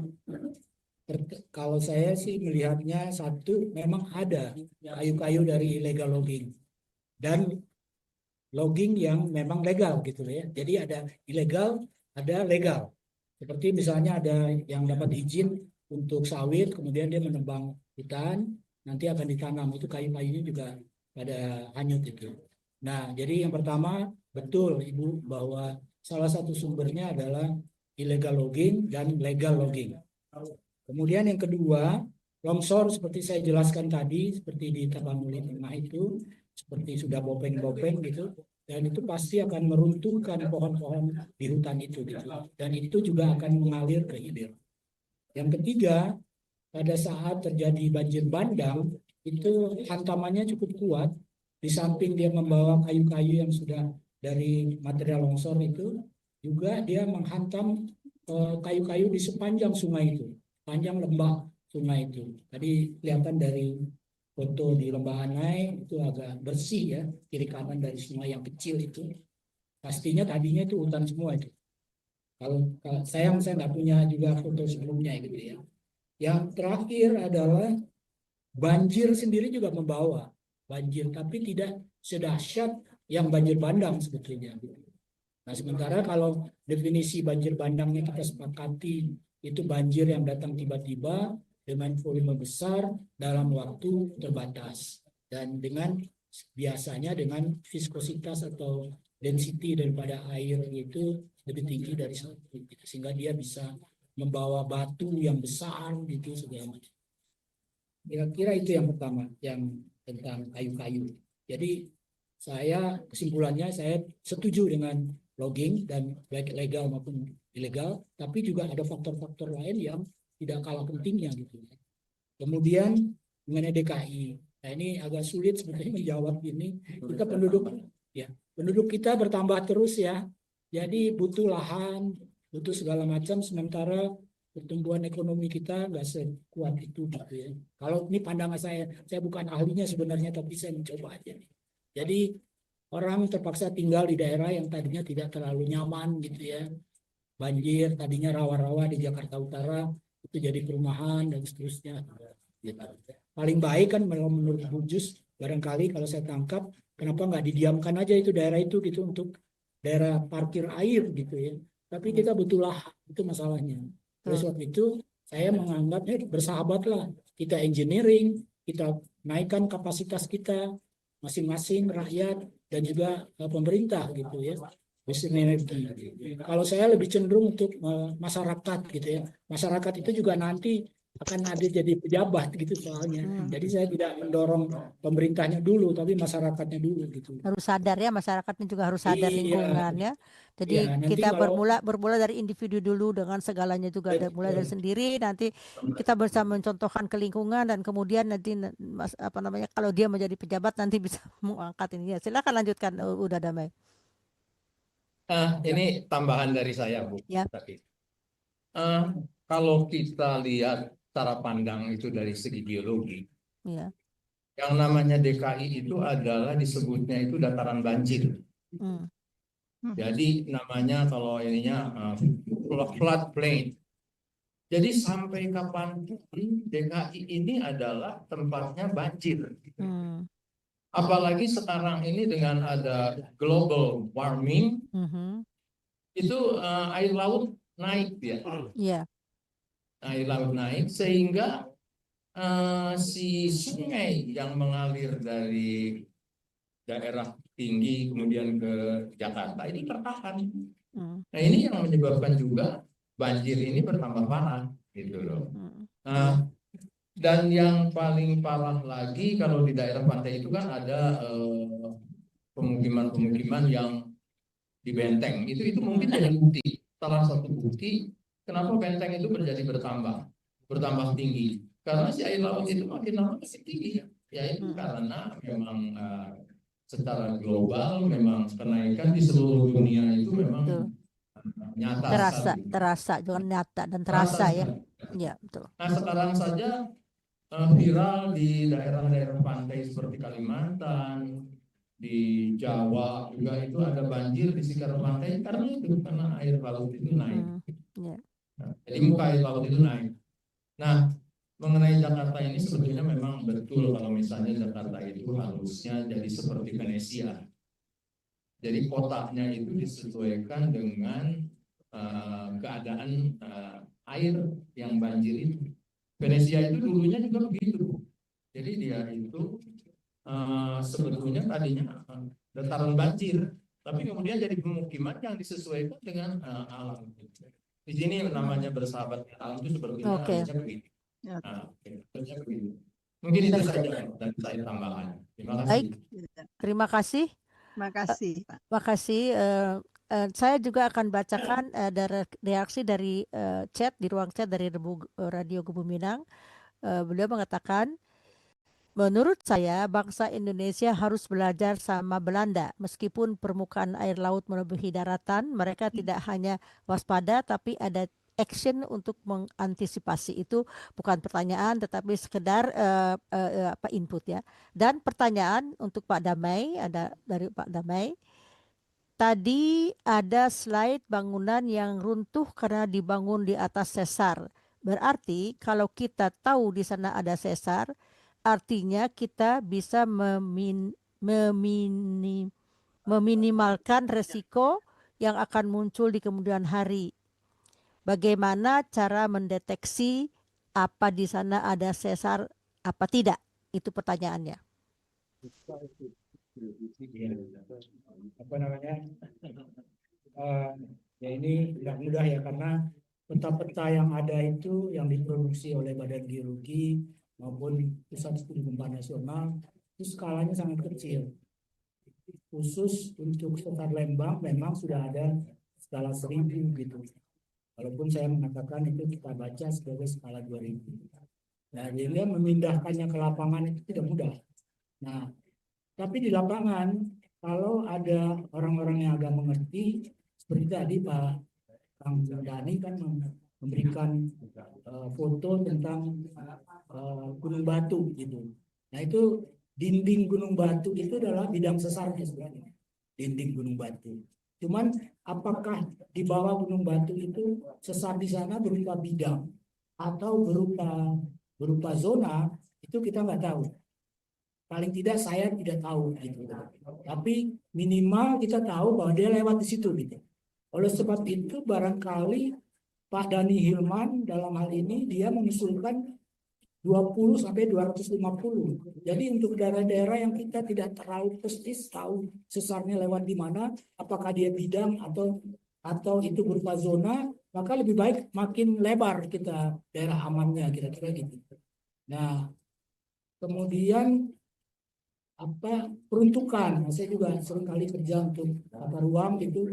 Saya bilang itu jadikan aja daerah hutan gitu ya. Atau kalau di kota itu namanya taman kota atau apalah begitu. Walaupun ada bangunan tapi bangunan kecil-kecil saja, ya bukan tempat tinggal gitu, di daerah itu. Jogging track dari pakai di situ dan seterusnya. Atau juga orang petani bisa berladang, bisa bikin sawah. Kalau dia datar silakan. Tapi bangunan besar tidak. Cuma kalau bangunan yang sangat besar, misalnya pengalaman saya di PLTA Sentani, itu kita ada terowongan 11 km dari danau itu ke pinggir laut, di mana nanti ada power station di sana. Itu kita dipotong oleh sesar aktif. Dan ada engineeringnya sebetulnya. Waktu itu disepakati bahwa kalau kita melewati sesarnya, kita akan bikin terowongannya lebih lebar. Kalau tadinya terowongannya misalnya cuma 5 meter gitu lebarnya gitu ya, diameternya. Kita bikin 15 atau 20 meter gitu pas dia menembus itu. Nanti kalau terjadi sesar, dia apakah vertikal gerakannya atau horizontal, itu di zona itu kita bisa maintain, bisa perbaiki. Kita bisa perbaiki. Paling kerugiannya manusia tidak ada, hampir tidak ada. Kecuali kalau lagi masuk ke sana gitu ya, kemudian kejatuhan batu. Kemudian paling produksi listrik jadi berhenti sampai itu bisa diberesin nih. Kerugian pada perusahaan listriknya. Kira-kira demikian barangkali. Terima kasih.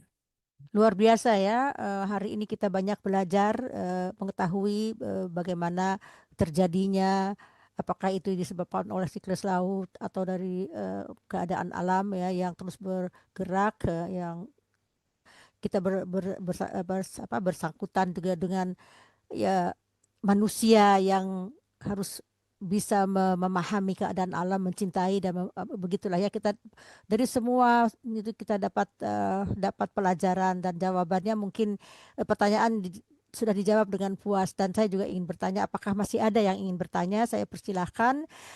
Kira-kira mungkin seperempat jam lagi ini acara akan diselesaikan, tetapi bagi mereka yang masih ingin bertanya, kami masih memberikan kesempatan untuk bertanya atau memberikan sedikit kesan dan pesan. Pesan dari saya antara lain adalah kita bersyukur bahwa hari ini bisa mendapatkan pelajaran. Mungkin acara ini akan kita adakan lagi dengan tema yang lain. Jadi mungkin udah damai, atas nama tim juga akan bisa memberikan sedikit apa rencana kita ke depan, karena kita sudah bincang-bincang bahwa kita juga masih banyak pembahasan yang bisa diberikan untuk teman-teman atau saudara-saudara kita dalam hal ini. Apakah bisa dibicarakan sekarang atau tunggu tanggal mainnya begitu udah damai? Banyak sebetulnya bisa dilakukan setelah ini ya. Karena ini bukan cuma miliknya orang geologi atau apa gitu, ahli kebencanaan, tapi juga ada di sini ada Mas Bambang Suryo ya. Beliau anggota Wanadri. Beliau mengerti sekali survival gitu ya. Bagaimana kalau mereka belajar ikut di hutan rimba dan lain sebagainya. Tapi survival di dalam kota yang sedang kena bencana. Survival di pedesaan yang kena bencana. Nggak ada bantuan. Nah itu kita mesti hidup selama itu. Salah satu misalnya kalau di Belanda juga kemarin ada peringatan ya, 72 jam. Nah, terus kemudian juga beberapa waktu yang lalu banyak juga tersebar ada tas siaga bencana, itu juga untuk 32 jam. Jadi minimal kita punya air paling tidak Betul. dehidrasi gitu ya, Ya. selama 72 jam. Tapi kalau bisa lebih panjang lah kira-kira gitu ya. Karena kita nggak tahu kalau Bandung misalnya Sesar Lembang bergerak, saya membayangkan, tapi bayangan saya aja nih, jalan tol Cipularang itu nggak bisa lewat. Karena di jalan tol itu kemungkinan ada longsor-longsor gitu ya. Kemudian ke Cianjur juga demikian.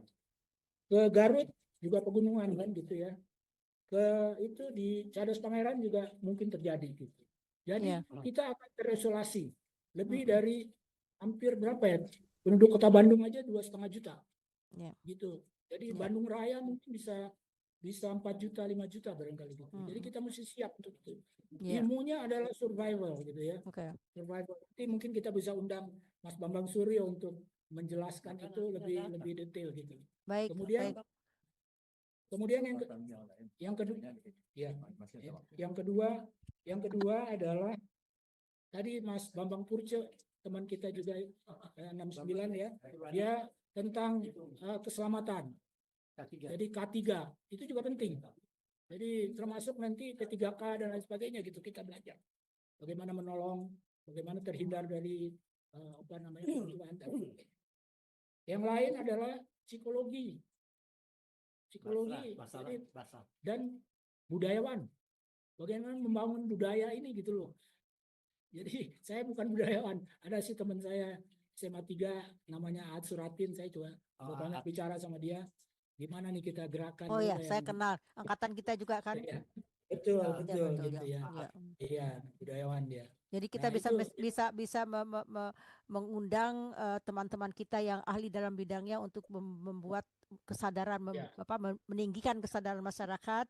Ya. Maaf ya saya potong ya, meninggikan kesadaran Apa-apa. masyarakat agar kita karena kita tinggal di daerah yang rentan mendapatkan bencana, entah itu gunung meletus atau banjir ataupun longsor ya seperti Sesar Lembang apa gimana. Jadi kita tuh ini sekali ya dengan apa ya bencana, bukan bersahabat tetapi kita tuh mau tidak mau kenyataannya bahwa kita itu bersentuhan dengan alam yang bisa membahayakan kita.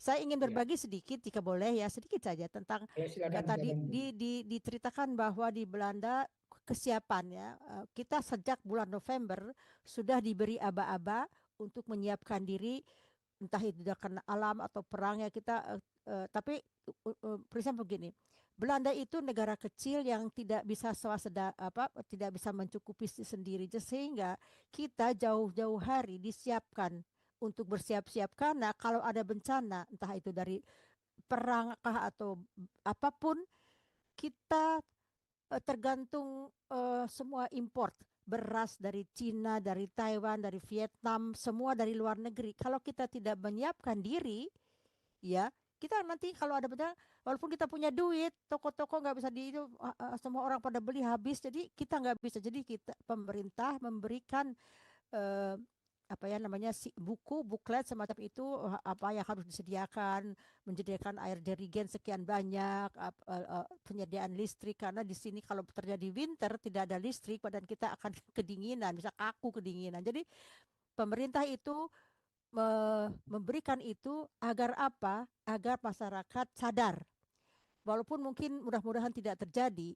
Kalau terjadi mereka tidak akan dituntut. Kenapa tidak diberitahu sehingga kita tidak punya makanan misalnya. Jadi untuk kedua belah pihak punya masing-masing keuntungan. Pemerintah untung dia tidak akan dituntut karena dia sudah memberikan outlet untuk menyediakan barang, dan kita harus siap sedia kalau terjadi itu ya kita sudah dalam minimal dalam seminggu kita aman. Jadi itu juga tidak ada salahnya kalau kita yang berada di daerah rawan itu ya bersiap-siaplah, misalnya ya seperti tadi Bung Albert bilang KGM apa tuh namanya sih katanya KGM apa sih namanya saya lupa istilah itu, perhatikan kalau ada peraturan-peraturan, jadi kita jangan abaikan gitu ya. BMKG ya, saya kalau istilah-istilah itu saya pusing karena kebanyakan nggak tahu. Oke.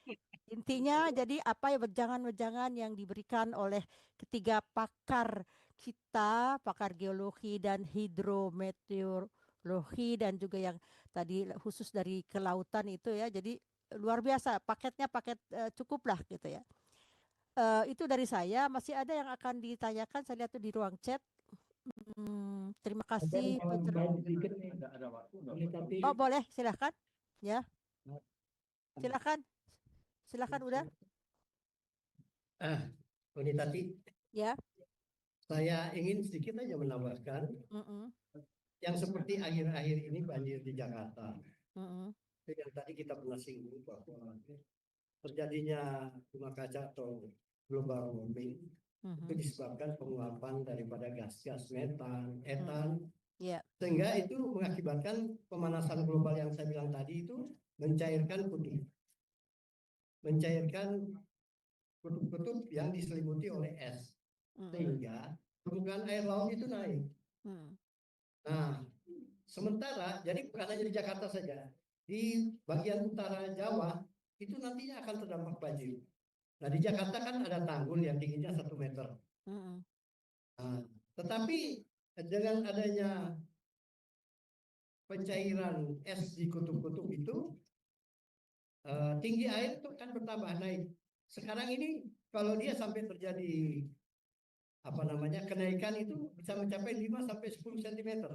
Sehingga kalau ada ombak besar, air itu akan melewati tanggul. Oleh sebab itu, daerah Tanjung Priok hampir selalu tergenang air banjir. Nah, untuk belahan-belahan utara Jawa ini yang tidak dipagari oleh dan yang landai, tidak seperti yang bagian selatan kan ada curam-curam gitu ya. Yang di utara Jawa ini landai, sehingga begitu air laut naik, itu banjir itu akan datang. Seperti contohnya ada kereta api yang dari Jakarta menuju ke arah timur. Itu sudah sangat dekat sekali dengan laut itu. Mungkin ada satu tempat yang tinggal 45 meter jaraknya dari rel kereta api. Nah, itu akibatnya karena pencairan es dari kutub. Begitu. Nah, kemudian juga saya mau tambahkan, barangkali dari audiens kita ini yang saat ini hadir offline, mungkin ada yang mau bertanya, gitu. Silakan, saya persilahkan. Berikan saja mic-nya kepada mereka yang berada di studio. Kita masih ada waktu kira-kira taruhlah 10 menit. Ada yang mau bertanya?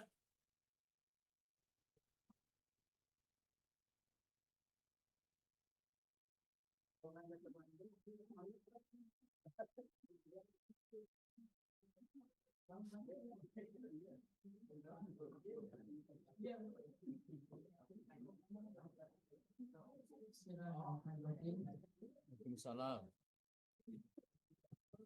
Sebutkan namanya, saya nggak bisa lihat karena ini layarnya di pin ya sama. Mungkin ini ini pinnya ini boleh dihilangkan karena sudah selesai acara pakai slide. Jadi kita bisa lihat, saya tidak bisa lihat siapa yang berbicara.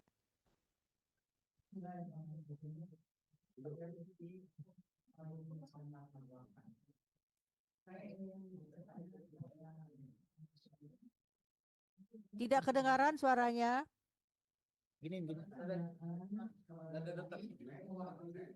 gini.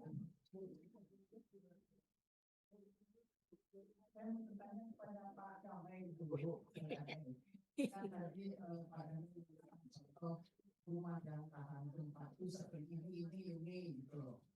Nah, sekarang yang kita hadapi ini, kan rumah kita ini udah jadi nih, semuanya udah jadi. Nah, kalau misalkan ingin keluar dari kemungkinan adanya gempa, apa yang harus kita lakukan? Apakah kita harus membangun ruangan baru atau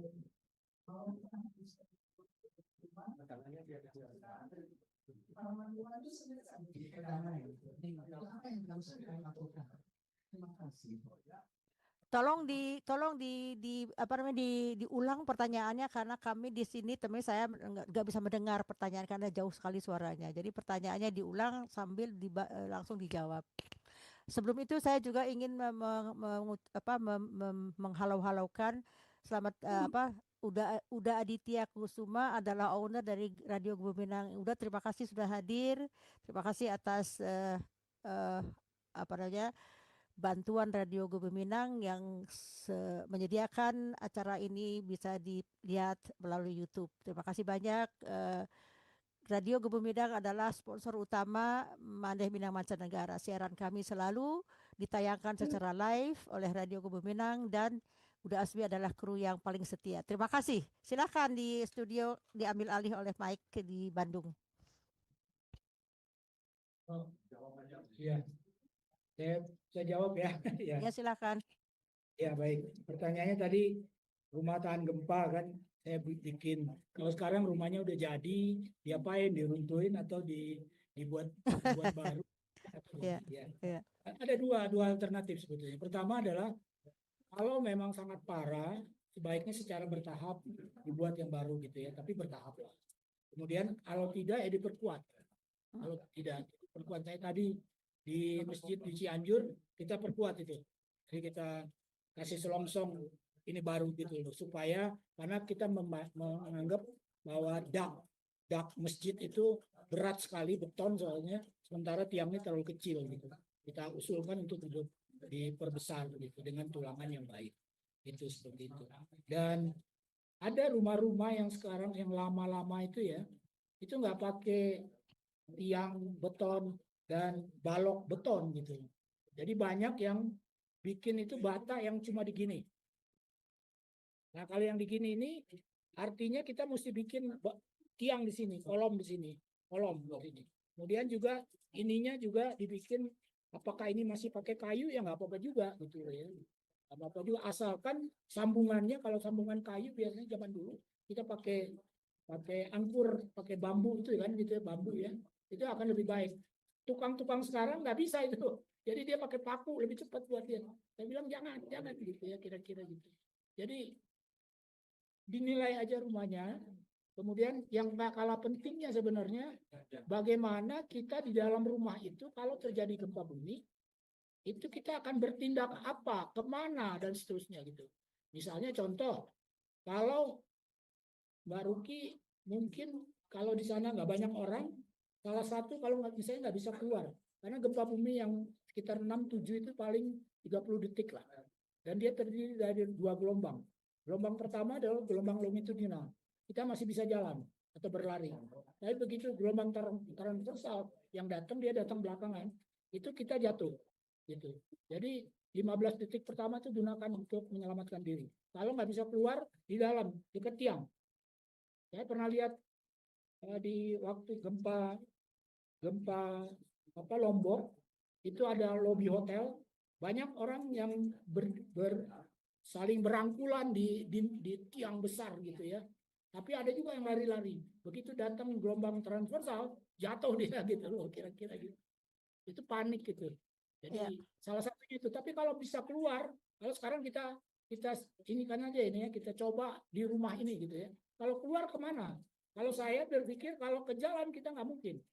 Terlalu jauh satu. Yang kedua, itu kan sempit ya. Jadi ada dinding-dinding yang bisa nimpa kita juga gitu. Jadi paling jauh itu dekat pagarnya ini aja. Sekitar itu dengan kita mesti lihat kiri kanan gitu loh. Kira-kira gitu.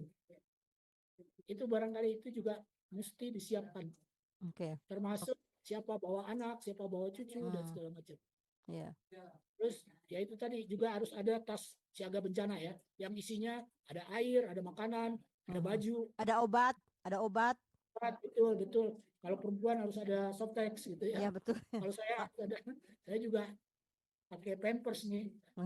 Atau misalnya kalau misalnya apa makanan bayi kayak gitu lah ya. Memang itu kita kadang-kadang kalau sudah ada panik itu kita nggak memikirkan, tapi kalau sudah tersedia bisa langsung ini ya kita go. Ya. Nah, tolong di manage juga. Saya baca baru kemarin bagus tuh. Nanti kita share lah di grup ya. Okay. Bahwa tas siaga bencana itu harus dicek kadaluarsa dari makanan-makanan yang ada. Yeah. Kalau misalnya dia masih 6 bulan ke depan, oke, sebulan terakhir ya kita makan aja dulu, ganti dengan yang baru. Gitu, betul, ya. Betul. Jangan sampai nanti pas kejadian itu kadaluarsa kan jadi malah jadi sakit. Oke. Apakah masih ada pertanyaan? Dan saya ingin membacakan reaksi dari Uda Aditya. Katanya terima Pak. kasih bagi tunggu ya terima kasih Mande Tati, Mande Ben dan narasumber yang sudah mewakafkan ilmu dan waktunya untuk masyarakat Indonesia melalui Radio Gemilang dan YouTube Radio Gemilang. Jadi bagi teman-teman yang tidak sempat melihat acara ini, juga acara ini live direkam dan nanti bisa dilihat kembali juga, mungkin kita bisa lihat kembali apa-apa yang kita perlu untuk ketahui, mungkin apakah daerah kita termasuk daerah berbahaya atau tidak. Satu pertanyaan dari saya ya, atau dua ada. Pertanyaan yang pertama, apakah untuk Tati, membuat ini Tati, Yo? ini Mbak Ruki masih mau nanya sedikit. Oh, silakan. Tapi mic-nya di ini ya, tadi nggak kedengeran. Satu lagi Pak Danai yang ingin saya tanyakan untuk penyelenggaraan ini, katanya tadi kan kita harus mendekati yang rumah. Ada yang saya dengar bahwa kita kalau mau menyelamatkan itu bisa masuk ke kolong meja atau apa itu betul kan? Itu seperti itu. Betul. Ya, Ya itu betul juga, tapi syaratnya jangan pakai meja yang ada di Taman Sari gitu ya. Kalau meja-meja zaman orang tua kita dulu tuh bukan kuat ya, jati gitu ya. Itu satu. Tempat tidur juga sama. Nah, kalau beli tempat tidur sebaiknya memang sudah dirancang. Kalau mau ganti gitu ya, belilah tempat tidur yang bisa kuat. Kalau ada lemari jatuh dia nggak ikut runtuh gitu ya, kira-kira gitu. Tapi kan tadi lemarinya sudah kita paku ya, kita baut ke itu sehingga nggak jatuh. Nah, ada satu lagi sebetulnya yang menarik adalah, tapi ini ada ahli bencana dari Amerika, walaupun dia dimusuhin sama teman-temannya, tapi menurut saya apa yang dia berikan itu bagus gitu loh ya. Jadi dia mendeklarasikan yang namanya segitiga aman. Jadi kalau ini ada tempat tidur, kemudian ini lemari jatuh, dia akan begini gitu loh. Nah ini segitiga aman di antara itu segitiga ini, gitu. Ya, jadi kalau kita sedang tidur, kemudian kalau begini ya kita kenal kan gitu. Tapi kita kan tahu lah tempat tidur kita kayak apa, lemari kita kayak apa, jaraknya dengan tempat tidur. Nah, kalau kita sedang tidur, mungkin ada baiknya salah satu alternatif adalah kita berguling ke bawah sini. Kalau kita anggap bahwa tempat tidur kita ini nggak cukup kuat untuk menahan ini gitu. Tapi paling tidak nanti kalaupun dia jatuh, adalah ruang sedikit segitiga gitu ya, kira-kira gitu ya. Ya. Mungkin saya tambahin. Ya, terima kasih. Lucy, kalau bangunan kita ini memang udah apa ya, udah jadi nih seperti sekarang. Satu-satunya yang paling mungkin itu waspada, dan kita harus paham bagaimana yang dinamakan mitigasi itu.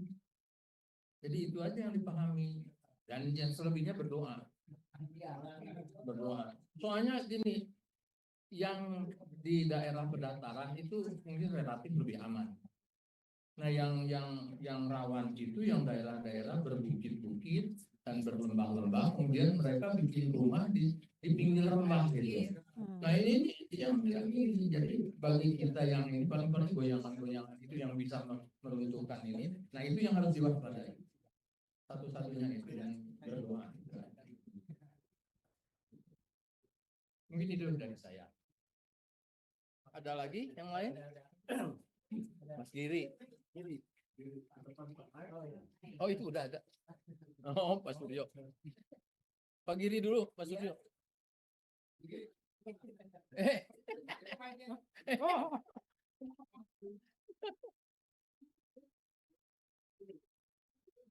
Lima menit lagi waktunya ya. Tinggal 5 menit lagi. Pendek aja, langsung.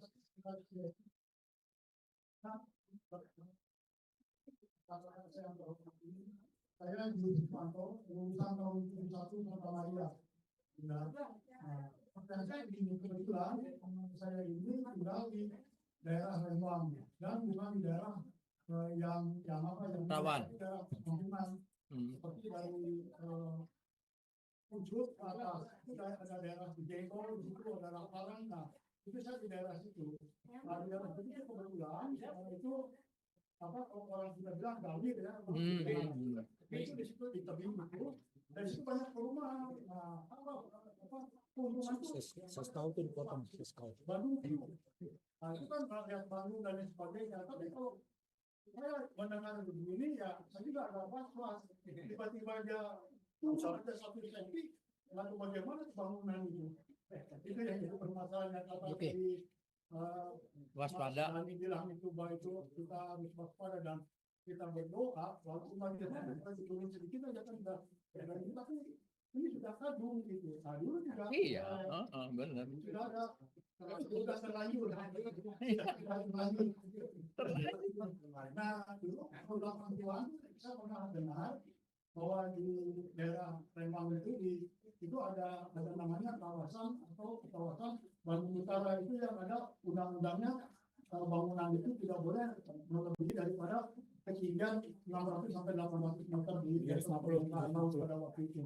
Nah, tapi nggak tahu gimana sekarang tidak ada, tapi sekarang seperti kalau kita ke daerah ini ada daerah Bojongkoneng ke atas itu sudah banyak perumahan. Iya. Nah, terus di Sekenirung itu di Rumah saya Sekenirung.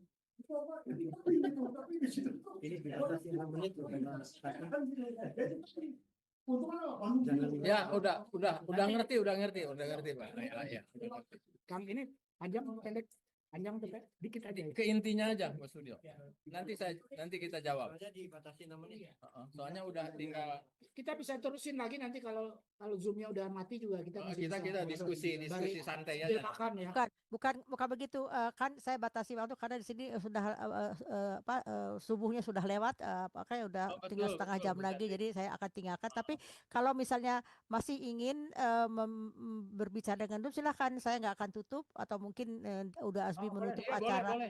Udah Asbi menutup acara siaran langsungnya, kita silakan kalian ini, saya nggak akan matikan ya. Jadi saya minta izin sebentar lagi, 5 menit lagi untuk sembahyang subuh, sholat subuh karena waktunya sudah mepet. Artinya sejam yang lalu sudah itu. Oke, silakan. Ayo Pak.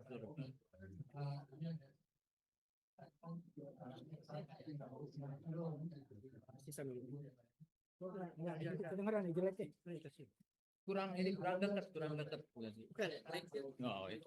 Iya. Di barat ke timur. Ya. Apakah itu kejadiannya betul-betul dari barat ke timur? Oh, gitu.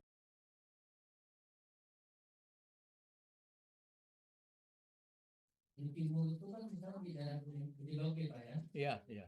Itu kan ujung kan itu bentuknya lah. Iya. Itu kan bisa Bukan gede banget. dampaknya Melayang. gitu. Apakah bisa lebih besar di daerah timur ini dampaknya? Ini yang kita bisa ini ya. Masalahnya kita juga sampai sekarang itu belum bisa memprediksi apakah gerakannya itu ke arah barat atau timur, karena tergantung juga tektonik regional. Jadi dari mana misalnya penyebabnya, pemicunya dari mana gitu kan. Tapi yang jelas yang tadi kita terangkan itu bahwa si sesar ini sesar geser. Dan sesar gesernya itu mengiri memang. Mengiri, jadi yang kiri yang aktif itu, yang kiri. Jadi kalau dilihat dari situ ke arah timur ya. Ke arah timur. Nah ini bisa terjadi begitu. Bisa teraktifkan karena dia bergeraknya ke kiri gitu. Tapi bisa saja kalau misalnya ada yang lebih besar tenaganya, bisa saja ke kanan atau ke vertikal. Nah sekarang Pak Giri ya, saya jawab dulu Pak Giri. Pak Giri tadi saya juga tadi sudah menyampaikan ke Bu Ruki bahwa memang kita tuh harus waspada dan harus paham bagaimana menanggulangi kalau terjadi gempa. Pak Giri. Tadi memang saya sudah jelaskan ke Pak Bu Ruki, memang kita tuh harus waspada gitu. Ya dengan kondisi yang sekarang kita sudah bikin bangunan yang sudah ini ya kita waspada aja gitu. Kemudian dimengerti bagaimana nanti kalau terjadi.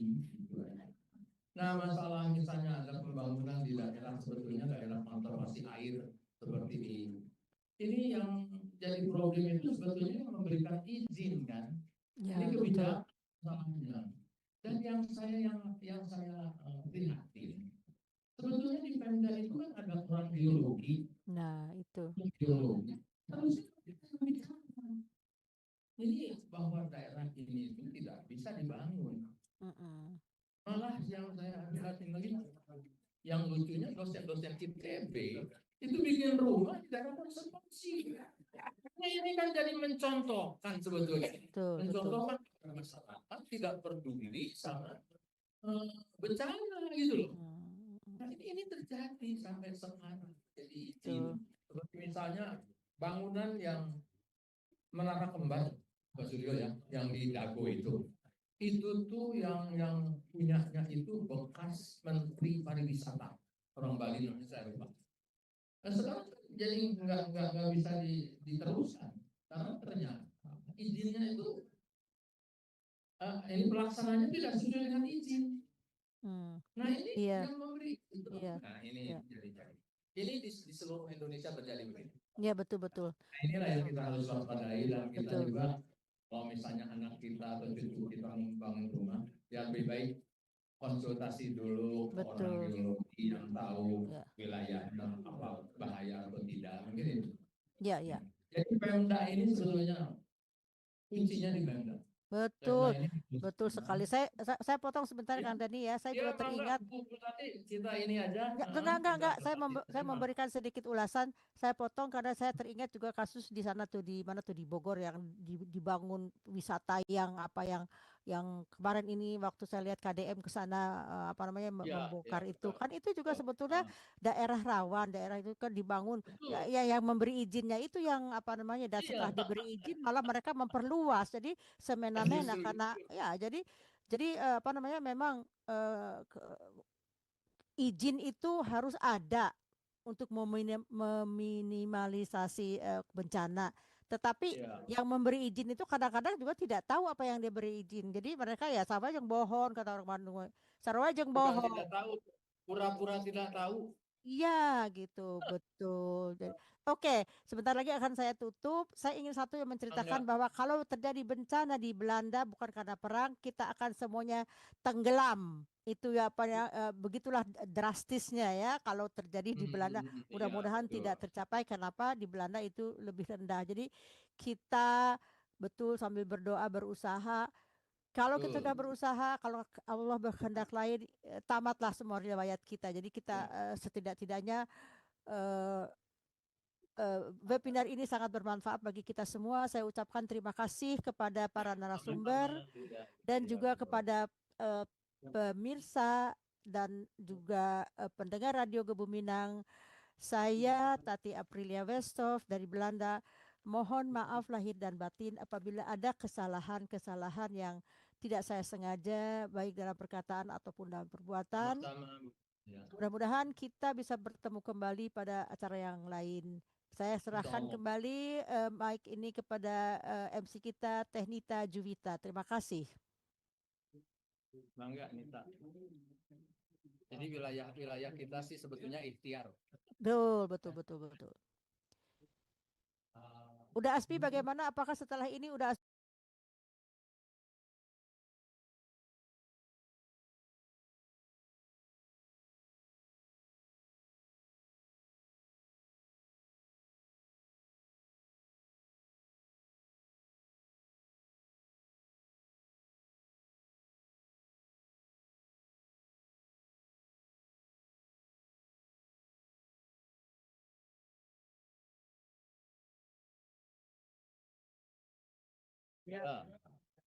Alhamdulillah demikian acara kelas disorot mama, disorot agak dekat.